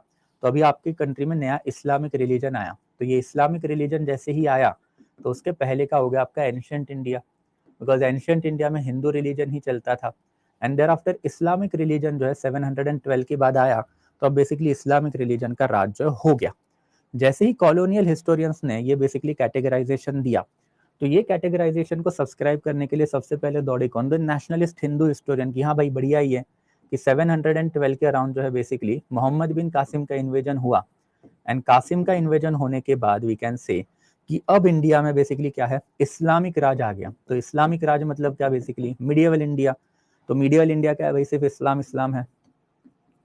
And there after ancient India क्या है, सिर्फ हिंदू हिंदू है। एंड ये कैटेगराइजेशन कॉलोनियल हिस्टोरियन ने जो दिया हुआ था वो बहुत ही faulty you can say categorization था। बट ये कैटेगराइजेशन इंडिया में आज भी चलता है। अगर आप ऑर्डिनरी लोगों से दो चार गली नुक्कड़ में बातें करोगे ना, तो उनको यही लगता है कि भाई एंशिएंट इंडिया में सब हिंदू हिंदू था एंड मिडियल इंडिया में सारा ही सारा क्या है, मुस्लिम मुस्लिम है। तो ये वर्जन फैलाने का जो सबसे घटिया काम जो है ये कॉलोनियल हिस्टोरियन ने ही इंडिया में किया। एंड इसके वजह से क्या हुआ कि लोगों के दिमाग में वो जो डिवीजन थे वो फिक्स हो गए कि भाई हम एंशिएंट है, हम अलग है, ये लोग मीडिएवल है, ये लोग अलग है। एंड यही काम जो है बेसिकली गली गली में नुक्कड़ नुक्कड़ में लेके जाने का काम किसने किया, ये नेशनलिस्ट हिस्टोरियोग्राफर ने किया, हिंदू हिस्टोरियोग्राफर ने किया। एंड अल्टीमेटली यही नेशनलिस्ट एंड हिंदू हिस्टोरियोग्राफर एक और चीज के ऊपर बेसिकली कॉमनली आ भी गए, क्या आ गए कि भाई मॉडर्न इंडिया जो है ये 1857 ऑनवर्ड जो बेसिकली चालू हुआ। 1757 ऑनवर्ड जो बेसिकली चालू हुआ, बिकॉज 1757 में बैटल ऑफ प्लासी हुआ। एंड बैटल ऑफ प्लासी के बाद बंगाल जो है ब्रिटिश ईस्ट इंडिया कंपनी के हाथ में गया। And British East India company जो है, इसका मतलब क्या है, arrival of the modernization in our country.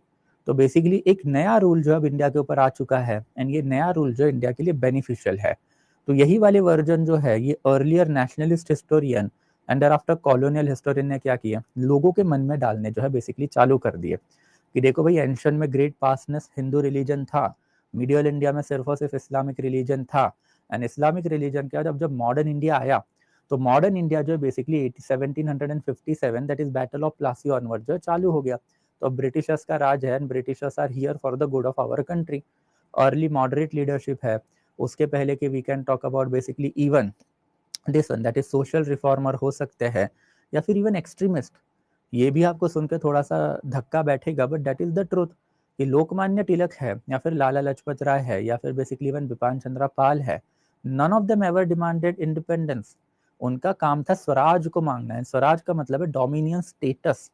तो ये सारे के सारे जो इवन नेशनलिस्ट लीडर थे, इनका वही कहना था कि ब्रिटिशर जो भाई they are good, they are here and वो हम लोगों का जो बेसिकली बेनिफिट के लिए काम करेंगे।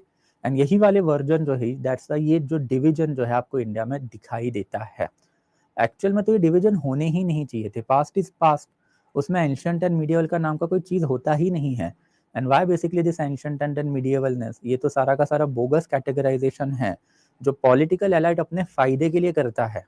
बट ऑब्वियसली कॉलोनियल हिस्टोरियन के पीछे बेसिकली या फिर उन्होंने जो कैटेगराइजेशन बनाया उसके पीछे उनका ही फायदा था कि एंशिएंट टाइम में हिंदू हिंदू बोलो, मीडियल टाइम में हिंदू हिंदू बोलो, मॉडर्न टाइम में बेसिकली ब्रिटिश राज बोलो, मिडिल टाइम में सॉरी इस्लामिक बोलो एंड मॉडर्न टाइम में जो है ब्रिटिश बोलो। जिसकी वजह से होगा क्या कि लोगों के दिमाग में जो वो नोशन फिट हो जाएगा। अगर आज भी आप, मैंने जैसे बताया कि लोगों से बात करोगे लोगों को यही लगता है, but when that is not the case. And यही वर्जन जो इसको काउंटर करने के लिए अल्टीमेटली मार्क्सिस्ट हिस्टोरियन जो है वो आए। ये मैंने आपको हिस्टोरियोग्राफी वाले लेक्चर में भी समझाया था कि मार्क्सिस्ट हिस्ट्री जो है यही हम लोगों को सबसे ज्यादा यूपीएससी में पढ़नी पड़ती है। बिकॉज अगर आप देखोगे कॉलोनियल लोग, उनकी इतिहास पढ़ के तो अपने को फायदा ही नहीं होगा, वो सारा तो डिमीन करने का और गलत इंटरप्रिटेशन देने का काम किया है। नेशनलिस्ट या फिर हिंदू हिस्टोरियोग्राफी चलो हम लोग पढ़ भी ले, बट पढ़ने में प्रॉब्लम क्या, उन्होंने सिर्फ एंशिएंट के ऊपर ही लिखा, बिकॉज उनके लिए तो सिर्फ एंशिएंट इंडिया ही है। मीडियल इंडिया है ही नहीं, तो दैट्स नेशनलिस्ट हिस्टोरियोग्राफी भी काम में नहीं आती है। एंड देयर आफ्टर सबल्ट्रॉन स्कूल तो ऑफ लेट रिलेटिवली नया आया हुआ स्कूल है। इवन कैम्ब्रिज हिस्टोरियन है, वो सिर्फ मॉडर्न इंडिया की बात करते हैं। एंड दैट्स अगर आपको इलेबोरेट रैशनल वर्जन चाहिए ancient as well as medieval का, तो हमारे पास बस यही हिस्टोरियन बचते हैं जिन्होंने इलेबोरेट रिसर्च करके सारी चीजें जो है हमारे सामने लाके रखी हुई है। एंड दैट्स लेक्चर में भी आप देखोगे कि बेसिकली एक टिल्ट है वो मार्क्सिस्ट हिस्टोरियोग्राफी के ऊपर जाएगा। ये क्यों जाएगा? बिकॉज हिंदू नेशनलिस्ट ने लिखा ही नहीं ना भाई। अगर लिखेंगे तो हम कुछ पढ़ेंगे, तो हम कुछ बात कर पाएंगे। अभी कुछ पिछले 2-3-4 सालों में इन्होंने अब बेसिकली लिखना जो है चालू किया। एंड दैट्स आपको दिखाई देगा कि जब जब हिंदू नेशनलिज्म या फिर बेसिकली नेशनलिस्ट हिस्ट्री की बात आती है, ये लोग मीडियल इंडिया को निग्लेक्ट करना ही चालू कर देते। तो मुगलों को निकालेंगे, सुल्तान को निकालेंगे, बिकॉज इन्होंने कुछ लिखा ही नहीं है। अगर लिखते तो बच्चों को पढ़वाते ना कि देखो भाई ये लोग बुरे हैं। जैसे कि इन लोगों को basically nationalist version of historiography नहीं पसंद था, बट फिर भी इन्होंने एंशंट के बारे में लिखा, और जो नेशनलिस्ट लोगों का कहना था उसको काउंटर करके उसको प्रूव ही कर दिया। नेशनलिस्ट वर्जन ऑफ हिस्टोरियोग्राफी या फिर हिंदू वर्जन ऑफ हिस्टोरियोग्राफी वो चक्कर में पड़ता ही नहीं है। For them Islamic religion is an outside religion, तो हम लोगों को उनका इतिहास पढ़ना ही नहीं है।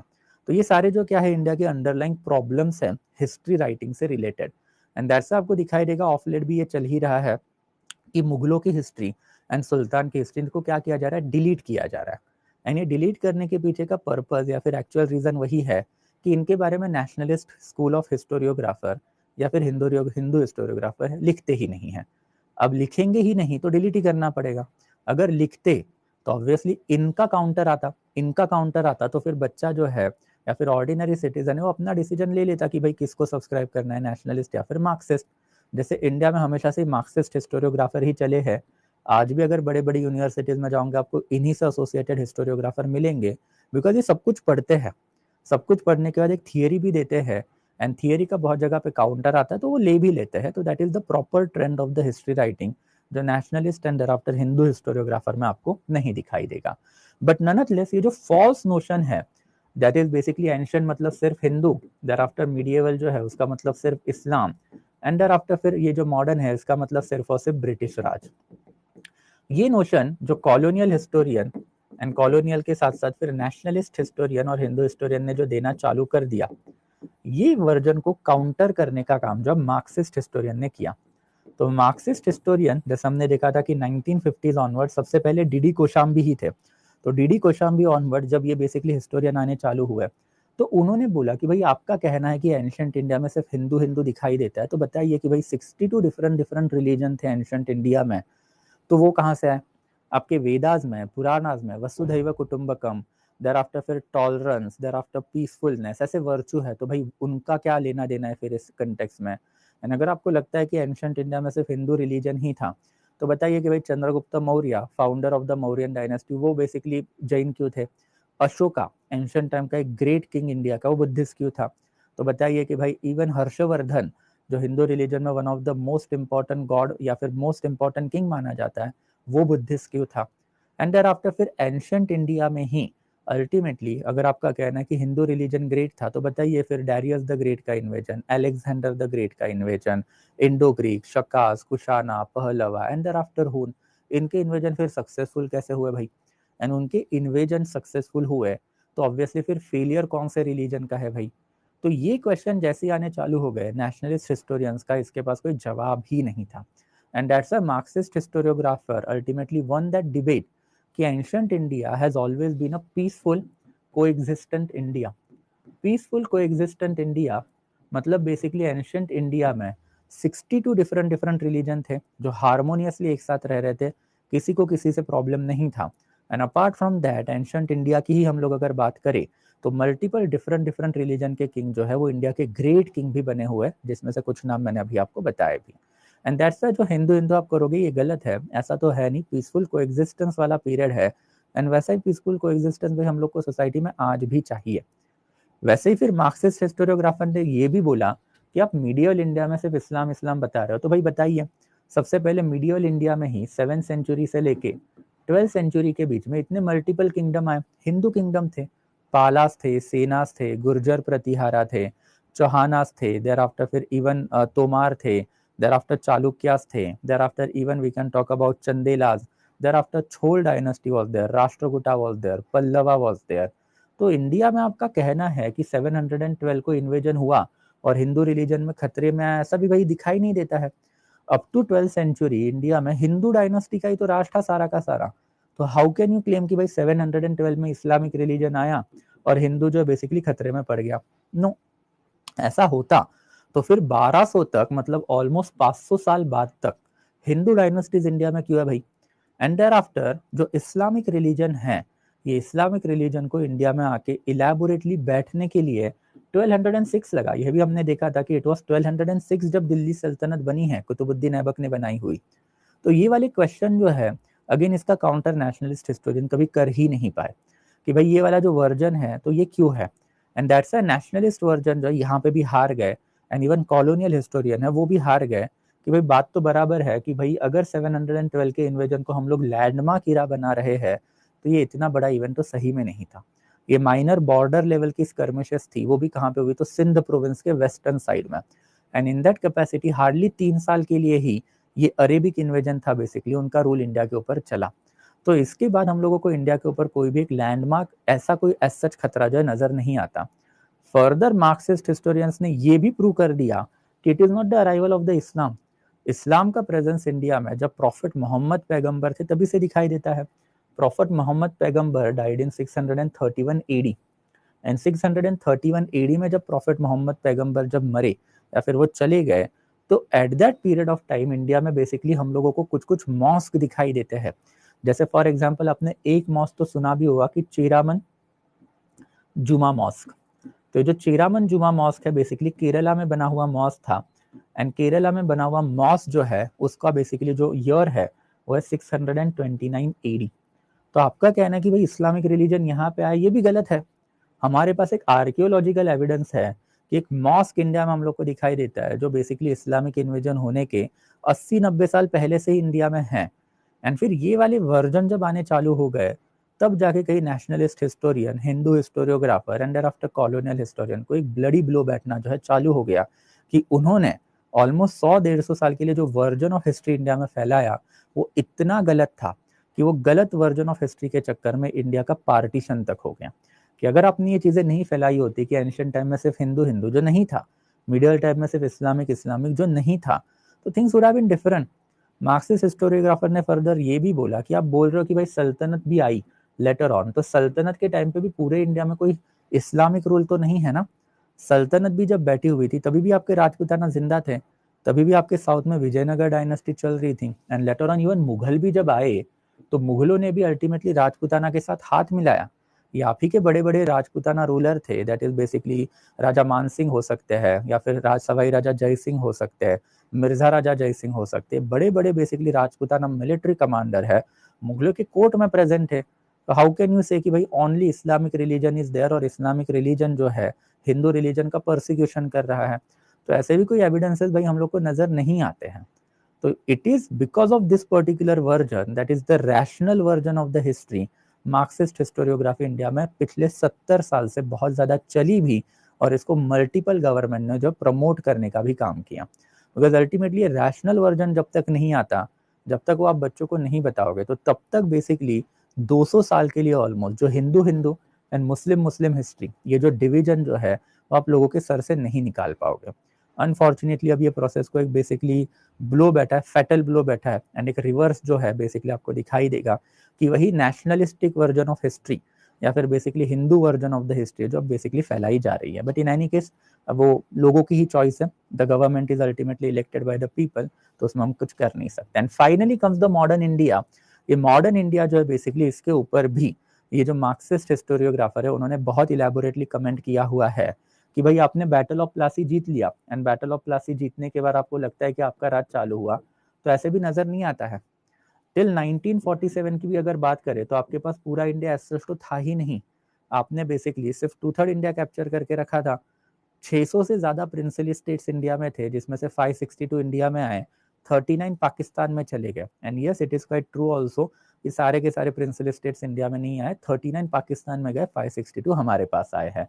बट इन एनी केस ये वाले जो वर्जन जो है दैट इज मार्क्सिस्ट हिस्टोरियोग्राफर, ये काफी इलेबोरेटली इन्होंने हिस्ट्री राइटिंग कर करके जो है वो प्रूव करने का काम किया कि whatever that is being fed in our mind, ये सारी चीजें गलत है।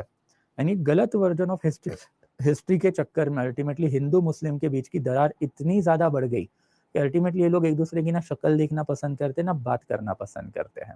एंड दैट्स ये चीज इंडिया में नहीं होनी चाहिए। एक रैशनल वर्जन ऑफ हिस्ट्री जो है वो हम लोग क्या करेंगे, बच्चों को जो है बेसिकली पढ़वाएंगे। एंड यही रैशनल वर्जन पढ़वाने के लिए मार्क्सिस्ट हिस्टोरियोग्राफर ने पूरी हिस्ट्री लिखी।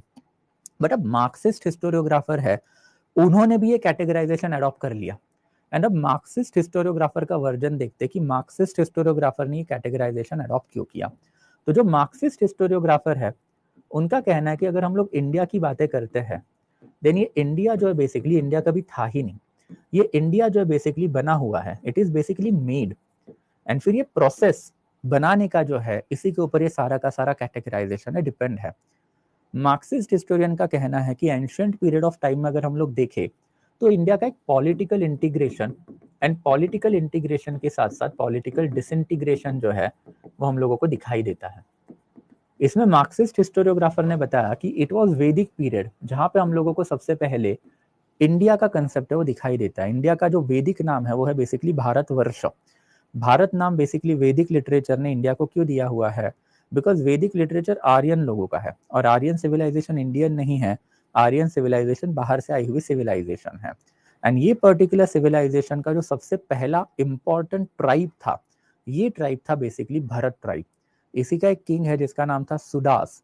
ये सुदास किंग ने इंडिया के ऊपर अर्लीस्ट लेवल के इन्वेजन करके रखे थे। तो ये जो भरत ट्राइब है इसके ऊपर भारतवर्ष वाला नाम पड़ा। And we get the name of India as well as concept of India for the first time in Rigveda itself, जहाँ पे बेसिकली भारतवर्ष है। एंड व्हाट इज भारतवर्ष, तो हिमवंत से लेके मुंजावंत से लेके कावेरी तक की territory. Himavant as you know Himachal, Munjavant को आज आप बेसिकली हिंदू कुश रेंजेस के नाम से जाने जाते हैं, जो पाकिस्तान अफगानिस्तान पाकिस्तान ईरान के बाउंड्री के ऊपर है।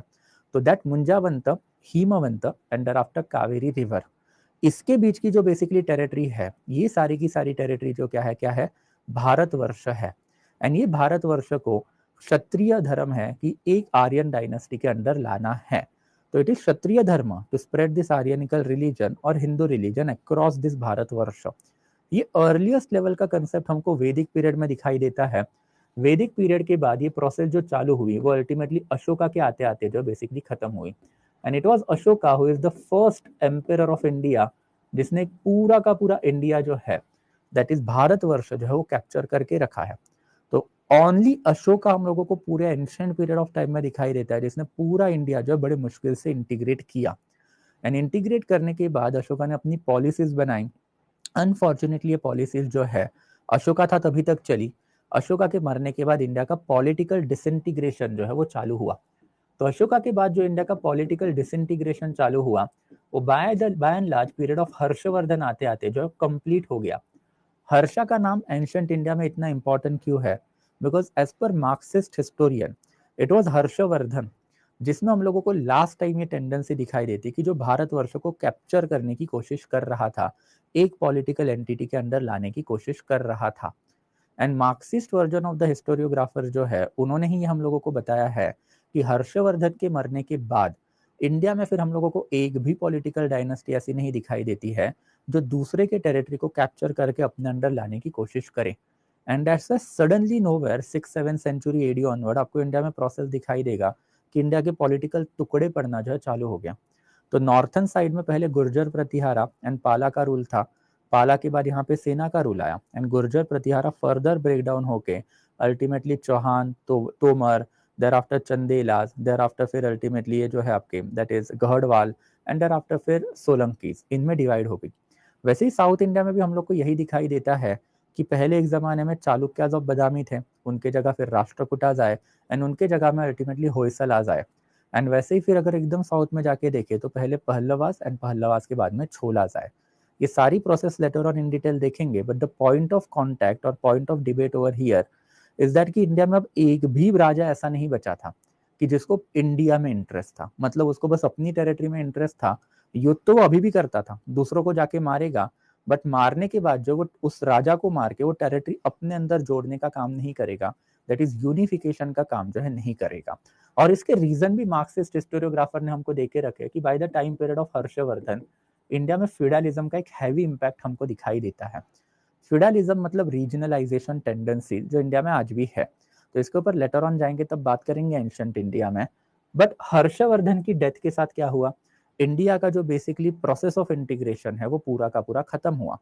हर्षवर्धन तक एटलीस्ट हम लोग को लोग दिखते थे, इंडिया में किंग दिखते थे जो इंटरेस्टेड थे पूरा इंडिया कैप्चर करने में, जब हम लोगों को नहीं दिखाई देते। And that's why Marxist historiographer ने 7th सेंचुरी एडी जो है उसको बाय एंड लार्ज कंटिन्यू रखा कि Harshavardhana died in 647 AD, and 647 AD में जैसे ही हर्षवर्धन डाइड, तो हर्षवर्धन के जाने के बाद अल्टीमेटली इंडिया का पॉलिटिकल डिसइंटीग्रेशन क्या हो गया, फिक्स हो गया है। मतलब इंडिया के पॉलिटिकल टुकड़े पड़ चुके हैं, मल्टीपल इंडिपेंडेंट कंट्रीज इसमें आ चुकी है, एंड वो कंट्रीज अपने आप में हैप्पी है, उनको बाकी के एरियाज कैप्चर करने में कोई इंटरेस्ट एज सच नहीं है। एंड फिर मार्क्सिस्ट हिस्टोरियोग्राफर का कहना है कि मीडिएवल इंडिया में हम लोगों को ये टेंडेंसीज रीसर्फेस होते हुए दिखाई दिए। किसमें, तो पहले सल्तनत में, एंड सल्तनत के साथ साथ लेटर ऑन मुगल्स में। इनका कंसेप्ट जो था वो था मुकम्मल हिंदुस्तान वाला कंसेप्ट। मुकम्मल हिंदुस्तान मतलब ही अखंड भारत, एंड इट वाज सुल्तान, जिसमें अलाउद्दीन खिलजी का नाम सबसे पहले आता है।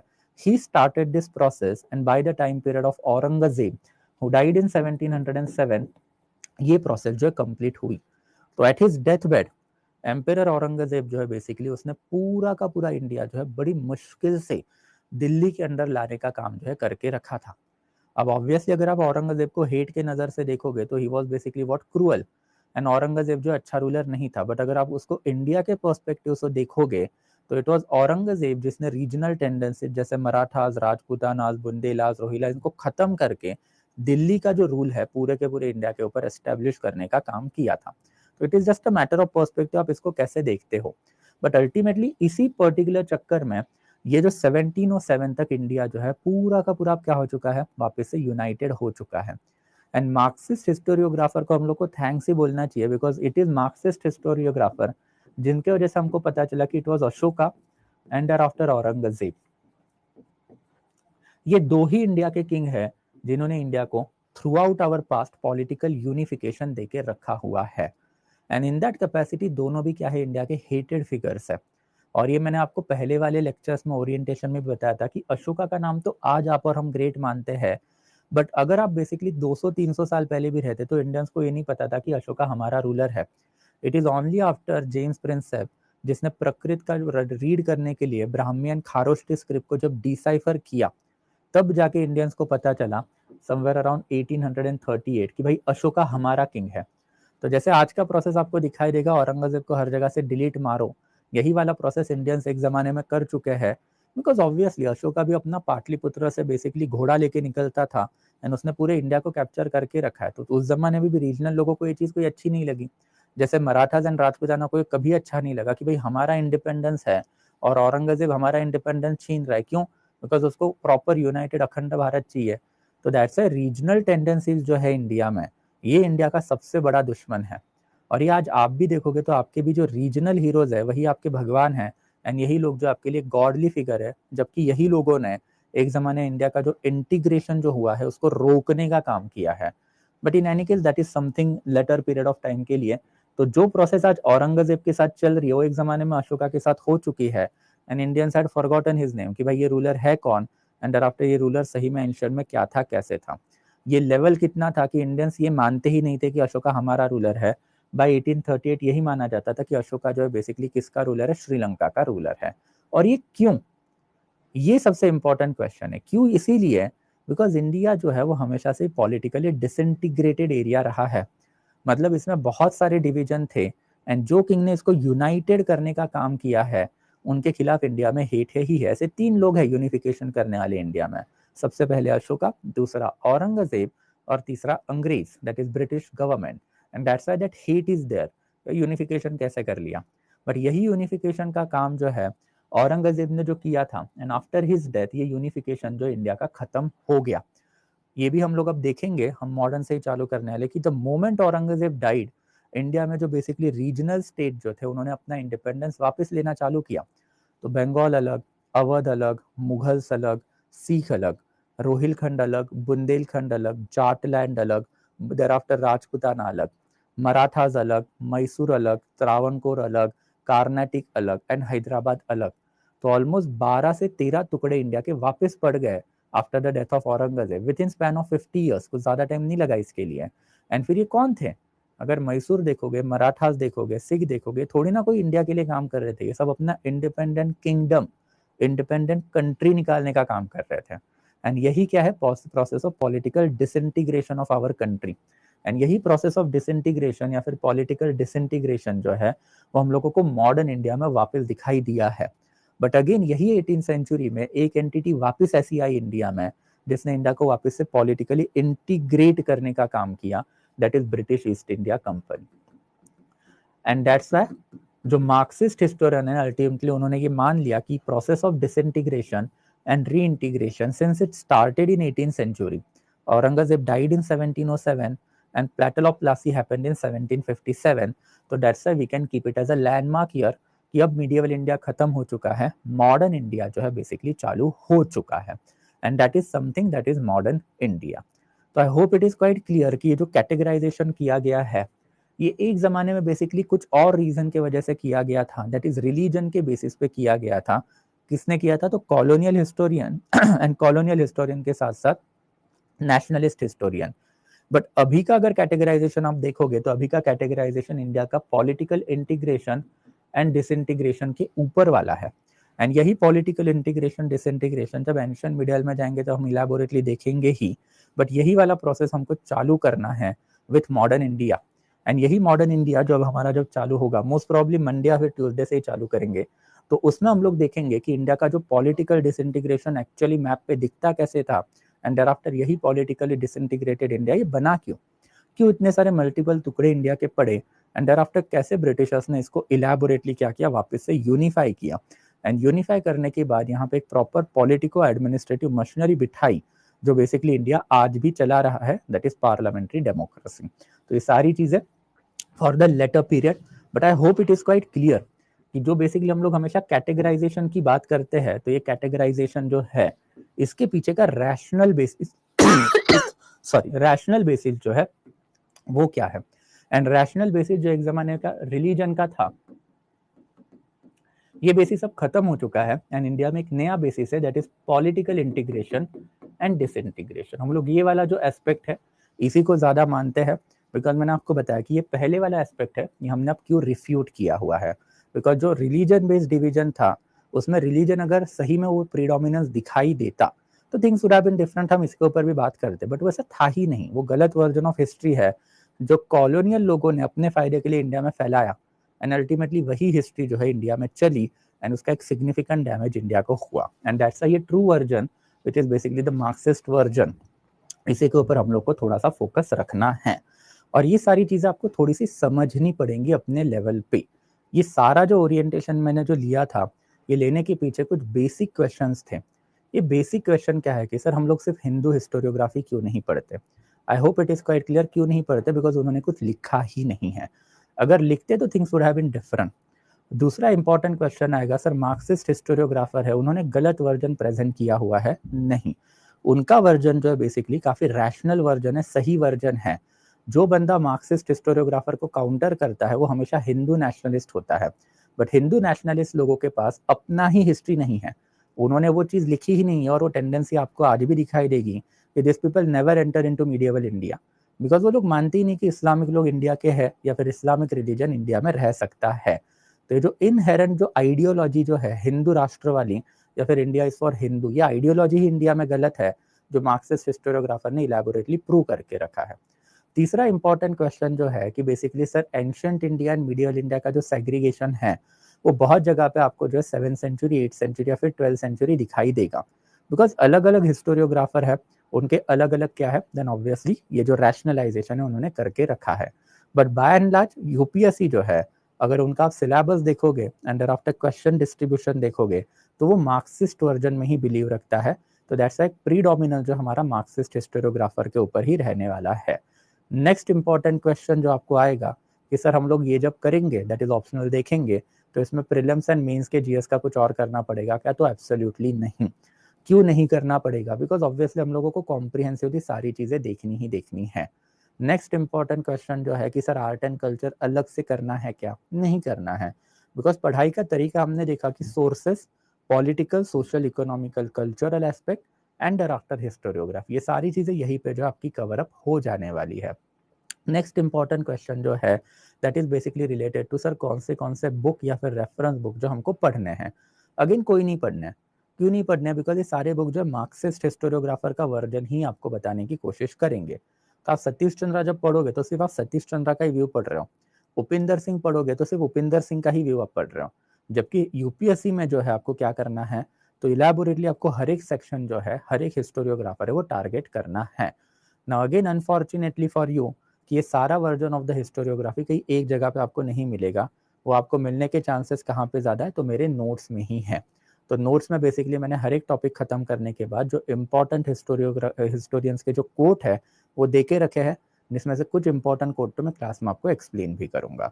तो this is something that is for you. एक पर्पस जो था ओरिएंटेशन का वो सारा ये चीजें समझाने में था कि इतिहास एग्जैक्टली होता क्या है, इतिहास लिखा कैसे जाता है। ये चीजें समझे बिना अगर आप डायरेक्टली एंशिएंट मीडियल या फिर मॉडर्न इंडिया, मॉडर्न वर्ल्ड पे उतरे तो फिर यार डेड पर्सन। आप इतिहास में 200 से ज्यादा मार्क अपने जिंदगी में कभी नहीं ला सकते। क्यों? बिकॉज आप में एक बेसिकली वो फॉल्स कॉन्फिडेंस आएगा कि मैंने एक बुक पढ़ ली, मेरे को सब कुछ आ गया, मैंने एक बेसिकली 4-5 फैक्चुअल डाटा रट्टा मार लिया, मेरे को सब कुछ आ गया, जबकि वो नहीं होने वाला है। It's all about analysis, and analysis का कोई अपर लिमिट जो है यहाँ पे नहीं होने वाला है। तो that's a smart work, and वो स्मार्ट वर्क के लिए जो आपको कंटेंट लगेगा वो आपको मेरे नोट्स में ही मिलने वाला है। तो I hope it is quite clear. That sums up our today's orientation. इसके बाद का जो बेसिकली लेक्चर जो रहेगा अपना, that lecture will most probably schedule on Tuesday. एक 3 दिन की छुट्टी ले लेना, ठीक है, because I most probably will have to go to Mumbai. I am from Mumbai by the way. तो थोड़ा घर पे थोड़ा सा इशू है, तो मुझे थोड़ा सा कल सैटरडे संडे मंडे थोड़ा सा घर पे जाना पड़ सकता है। आज रात को डिसाइड करूंगा मैं, बट फिर भी मंडे जो उसको ऑफ ही रखेंगे। तो ट्यूसडे को बेसिकली 1 PM जो है अब हमारा एक्चुअल मॉडर्न इंडिया जो हम लोग चालू करेंगे। तो अब आपके पास जो 3 दिन की आपकी जो छुट्टी दे के रखी है मैंने, ये 3 दिन के लिए आपके पास बेसिकली कुछ होमवर्क है। सबसे पहला एंड सबसे फॉरमोस्ट चीज जो आपको करनी है, सारे ओरिएंटेशन वापस से देखोगे। ये ओरिएंटेशन आपको दिमाग में फिक्स रखना है, because orientation will set the process for you. Process जब तक आपको नहीं पता चलेगी कि इतिहास में पढ़ना क्या है, कैसे पढ़ना है, तब तक यू विल गो हेवायर। ऐसा नहीं होता है कि बुक उठा के आपने पढ़ लिया और हर एक पेज रट लिया, ये तो कभी होने ही वाला नहीं है, वो इम्पॉसिबल है। तो सबसे पहले ओरिएंटेशन आपको वापस से देखना है। एंड सेकेंड इंपॉर्टेंट थिंग जो मैंने आपको बताया भी था कि अपना जो टेलीग्राम चैनल है, ये टेलीग्राम चैनल के ऊपर मैंने एक मैसेज जो है बेसिकली पिन करके रखा हुआ है। ये पिन मैसेज अगर आप ओपन करोगे, उसमें hashtag history optional paper 1 and after hashtag history optional paper 2 जो है, ऐसे 2 लिंक आपको मिलेंगे। ये हैशटैग पे क्लिक करोगे तो 2013 से लेके 2022 तक के जो सारे पेपर है हिस्ट्री ऑप्शनल के आपके पास आ जाएंगे। पीवाईक्यू का एनालिसिस कैसे करना है इसके ऊपर मैंने एक सेपरेट ओरिएंटेशन लेके रखा था। तो ये सारे पीवाईक्यू का एनालिसिस जो आपको खुद करना है अपने लेवल पे, you need to go through each and every paper, you need to go through each and every question. Answer नहीं लिखने आपको बस क्वेश्चन पढ़ने हैं, एंड जो प्रोसेस मैंने आपको समझाई थी वो प्रोसेस को मैच करना है और देखना है। तो उसका एक फायदा आपको कहाँ पे रहेगा कि जब जब आप पढ़ोगे कोई भी चीज़, तो आपको पता चलेगा कि वो चीज़ इंपॉर्टेंट है या नहीं है, या फिर वो चीज़ में कितना इन डेप्थ उतरना है। तो basically Saturday Sunday and Monday जो 3 दिन में आपको ऑफ दे रहा हूँ, उसमें आपको ये वाले काम जो है सबसे पहले एंड फॉरमोस्ट जो है करने हैं। तो I hope it is quite clear. The next lecture will be directly on not Tuesday. तो ट्यूसडे ऑनवर्ड जो कंटिन्यूसली फिर 1 PM 1 से लेके 4:35 PM तक के लेक्चर रहते हैं अपने, तो थोड़े से लंबे लेक्चर रहते हैं, तो उस हिसाब से थोड़ा सा प्रिपेयर होके ही आओगे ट्यूसडे ऑनवर्ड। ओके, तो I hope everything is clear. अब यहाँ तक अगर कुछ डाउट रहेगा दोस्तों, then you will let me know. Okay, so take a break of a minute also, and कुछ डाउट रहेगा देन फिर बताओगे। ओके, हाँ।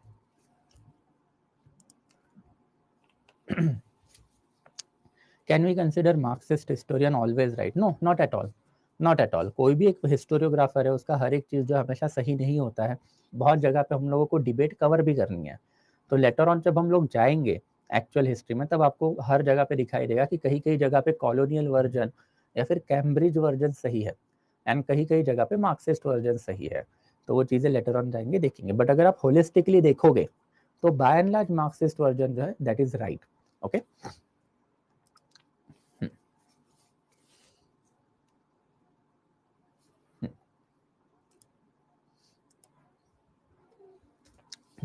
सर मार्क्सिस्ट हिस्ट्री को हम चेंजिंग हिस्ट्री कह सकते हैं क्या, क्योंकि many things may be undiscovered. नहीं, बेसिकली बाय एंड लार्ज अब मेजॉरिटी ऑफ द चीज़ें तो बाहर आ ही चुकी है, तो मैनी नहीं बोल सकते, some things are undiscovered, we can say that. But वही है ना कि जो नोशन जो है वो आपको समझना पड़ेगा, इसीलिए मैंने आपको ये ओरिएंटेशन दिया था और मैंने आपको एक हिस्टोरियोग्राफी समझाई भी थी कि आपकी आइडियोलॉजी क्या है while writing the history, that matters the most. And फिर वो आइडियोलॉजी अगर न्यूट्रल वर्जन ऑफ हिस्ट्री लिखने की है then obviously that is something better, but उसमें भी थोड़े बहुत बायसेस यहाँ वहाँ पे आ ही जाएंगे, तो दैट्स वाई तो हमको काउंटर देखने पड़ते हैं। और इसलिए तो मैंने आपको बताया था कि हिस्टोरियोग्राफी के ऊपर हम लोग इक्वली फोकस रखेंगे ही रखेंगे, तो जो फैक्ट है एंड फैक्ट के साथ साथ जो एनालिसिस है उसको बैलेंस रखने की कोशिश हमारी सबसे ज़्यादा रहेगी। I hope it is quite clear. Sir is Gupta responsible for unification of India? No, not at all. In fact Samudragupta का एक प्रयाग प्रशस्ति हमको मिला हुआ भी है। प्रयाग प्रशस्ति में बेसिकली समुद्रगुप्ता ने कुछ इन्फॉर्मेशन हमको देके रखी है, that is 12 north Indian campaign and 12 south Indian campaign. Unfortunately जो समुद्रगुप्ता के साउथ इंडियन कैंपेन है उसमें वो क्लेम तो कर रहा है कि वो विक्टोरियस बना, बट जब आप विक्टोरियस बनते हो साउथ इंडिया में तो आपका कोई ना कोई एक आर्कियोलॉजिकल एविडेंस दिखाई देना चाहिए ना। जैसा अशोका क्लेम करता है कि उसने बेसिकली कर्नाटक का एरिया जीत के रखा है, तो कर्नाटका में हम लोग को अशोका के पिलर विलर मिले हुए हैं। एंड दैट्स समुद्रगुप्ता का जो इंस्क्रिप्शन है वो थोड़ा सा डिबेटेबल इंस्क्रिप्शन है, and majority of the historian आज के टाइम पे यही कंसिडर करते हैं कि समुद्रगुप्ता ने जो लिख के रखा है वो एक्चुअल में ग्राउंड पे हुआ नहीं रहेगा। तो इट वॉज जस्ट बेसिकली जो बढ़ा चढ़ा के बोलने वाली जो चीज़ें होती है ना वैसे वाली चीज़ें है वो, तो that's why that version is not considered true, but it shows the tendency of the ruler कि he is interested in entire India, and that's why फिर वो जो बेसिकली एस्पेक्ट हम एंशियन में ही डालते हैं। हर्षवर्धन ने एक बैटल खेला था, battle of Narmada, south India को कैप्चर करने के लिए, बट पुलाकेशिन द टू के हाथ में वो हार गया, and that's why Harshvardhan is basically considered the last great king of ancient India, because उसको पॉलिटिकल इंटीग्रेशन इंडिया का करवाना था। शायद वो वाली टेंडेंसी लेटर किंग जो है एटलीस्ट हिंदू किंग उनमें हम लोगों को नहीं दिखाई देती है। ओके हाँ सर, मॉडर्न कब तक खत्म होगा? Since modern is the most biggest topic, आपका जो ancient medieval modern India modern world है उसमें सबसे बड़ा वाला टॉपिक है मॉडर्न इंडिया ही होता है, तो एक रफली 45 लेक्चर पकड़ के चलो, तो मिड सितंबर जो है बेसिकली जाएगा हम लोगों को ओके मॉडर्न कवर अप करने के लिए। Having pan India under Alauddin Khilji? No, Alauddin Khilji के पास पैन इंडियन एम्पायर नहीं था। इनफैक्ट अलाउद्दीन खिलजी जो है उसने ओडिशा वाला एरिया, ईस्टर्न मध्य प्रदेश वाला एरिया एंड आफ्टर बंगाल वाला एरिया अपने अंडर नहीं लाया था। एंड सेकेंड इंपॉर्टेंट थिंग, जो साउथर्न इंडियन किंगडम है, देवगिर दौलताबाद के नीचे वाली जो किंगडम है that is Hoysalas Kakatiyas of Warangal and after Pandya, इनको मलिक काफर ने हराया तो था बट हराने के बाद अनेक्स नहीं किया, उनको कंटिन्यू किया गया कि आप रूल करो अपने एरिया में, बस ईयरली ट्रिब्यूट आना चाहिए। तो दैट्स अलाउद्दीन खिलजी का एम्पायर पैन इंडियन एम्पायर हम लोग नहीं मानते। Okay can we say that Hindu nationalism at a time of independence is similar? By and large yes absolutely. Okay वो उसने खुद टाइटल लिया हुआ था okay why he is second Alexander, because he called himself second Alexander. Okay तो उसने basically Alauddin Khilji used to call himself Sikandar Sani. Sikandar is basically the Persian name of Alexander, ए सानी, सानी मतलब सेकंड, तो सेकंड अलेक्जेंडर ये टाइटल उसने खुद को लिया था, राइट? ये तोहफा हमने खुद को दिया है kind of thing. Okay nationalist historian and Hindu historian both are same by and large okay हाँ बट इनमें भी थोड़े बहुत डिफरेंस है, बट वो अकेडमिकल साइंसेस में है तो इन डिटेल इतना नहीं जाएंगे। ओके ओके सर मुगल से मिडियल में क्वेश्चन आएगा ना? ऑप्शनल में तो आएगा ही, ऑप्शनल में तो एक स्किप ही नहीं कर सकते। मैंने इसके लिए पीवाईक्यू लेके भी आपको दिखाया था कि एज लेट एज 2022 मतलब लास्ट ईयर का ही जो पेपर है उसमें भर भर के मुगल पूछा हुआ यूपीएससी ने, तो मुझे नहीं लगता उसमें कोई चेंजेस यूपीएससी जो है बेसिकली करेगा, बिकॉज ऑप्शनल में तो आपको करवाना ही पड़ेगा। ऑप्शनल में आपका सिलेबस आपने जो देके रखा है उसमें से तो अभी तक आपने मुगल नहीं हटाया ना, आपने तो सिर्फ एनसीईआरटी से हटाया हुआ है। तो जब तक ऑप्शनल के सिलेबस में मुगल मेंशन है, ऑप्शनल के सिलेबस में सुल्तान मेंशन है, आपको पढ़ने पड़ेंगे, वहां से सवाल आएंगे। ओके या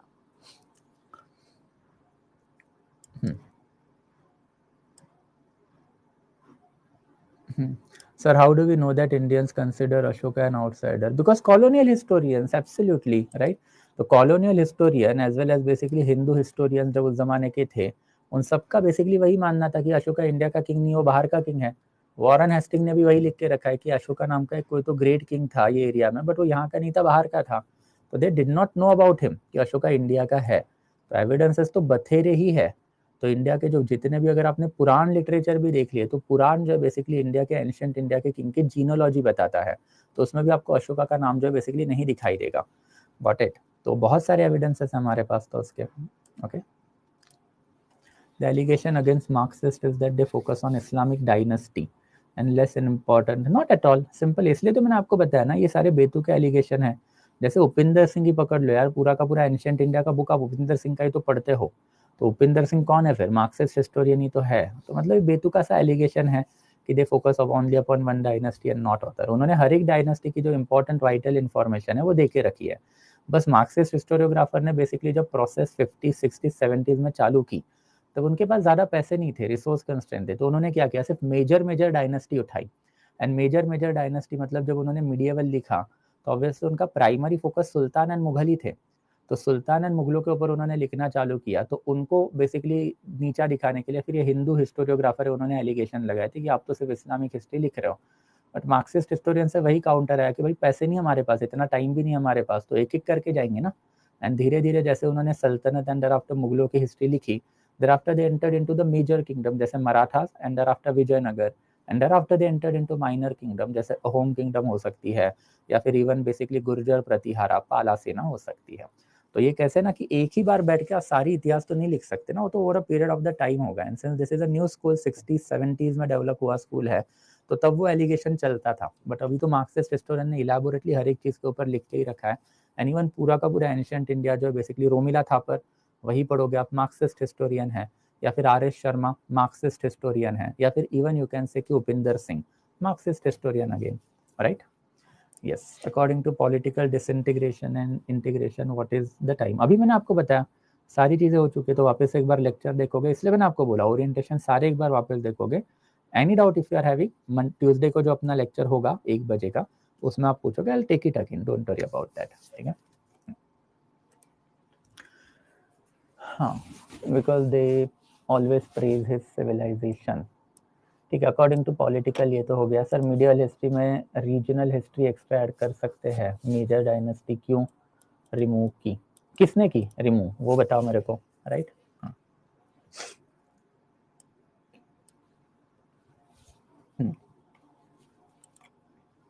ओके, एनीथिंग एल्स गाइस? और कुछ अगर डाउट रहेगा तो बताओगे?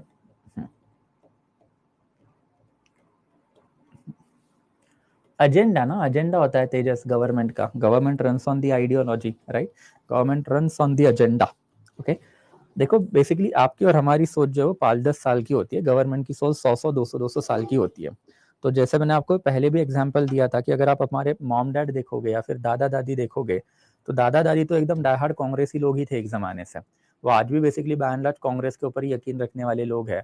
मॉम डैड जो है वो भी बेसिकली कांग्रेस, गांधी, इनके ऊपर यकीन रखने वाले लोग हैं। एंड इन दैट कैपेसिटी आपका और हमारा जनरेशन ऐसा सडनली क्या हो गया कि हम लोग इतने एंटी कांग्रेसी बन गए? इसका रीजन जो है वो अटल बिहारी वाजपेयी का गवर्नमेंट है। आपने और हमने जो बेसिकली इतिहास पढ़ा है, या फिर हमारी जो प्रोसेस है, स्कूल एजुकेशनल करिकुलम जो डिजाइन हुआ है, ये वाजपेयी गवर्नमेंट के टाइम पे बदला हुआ है।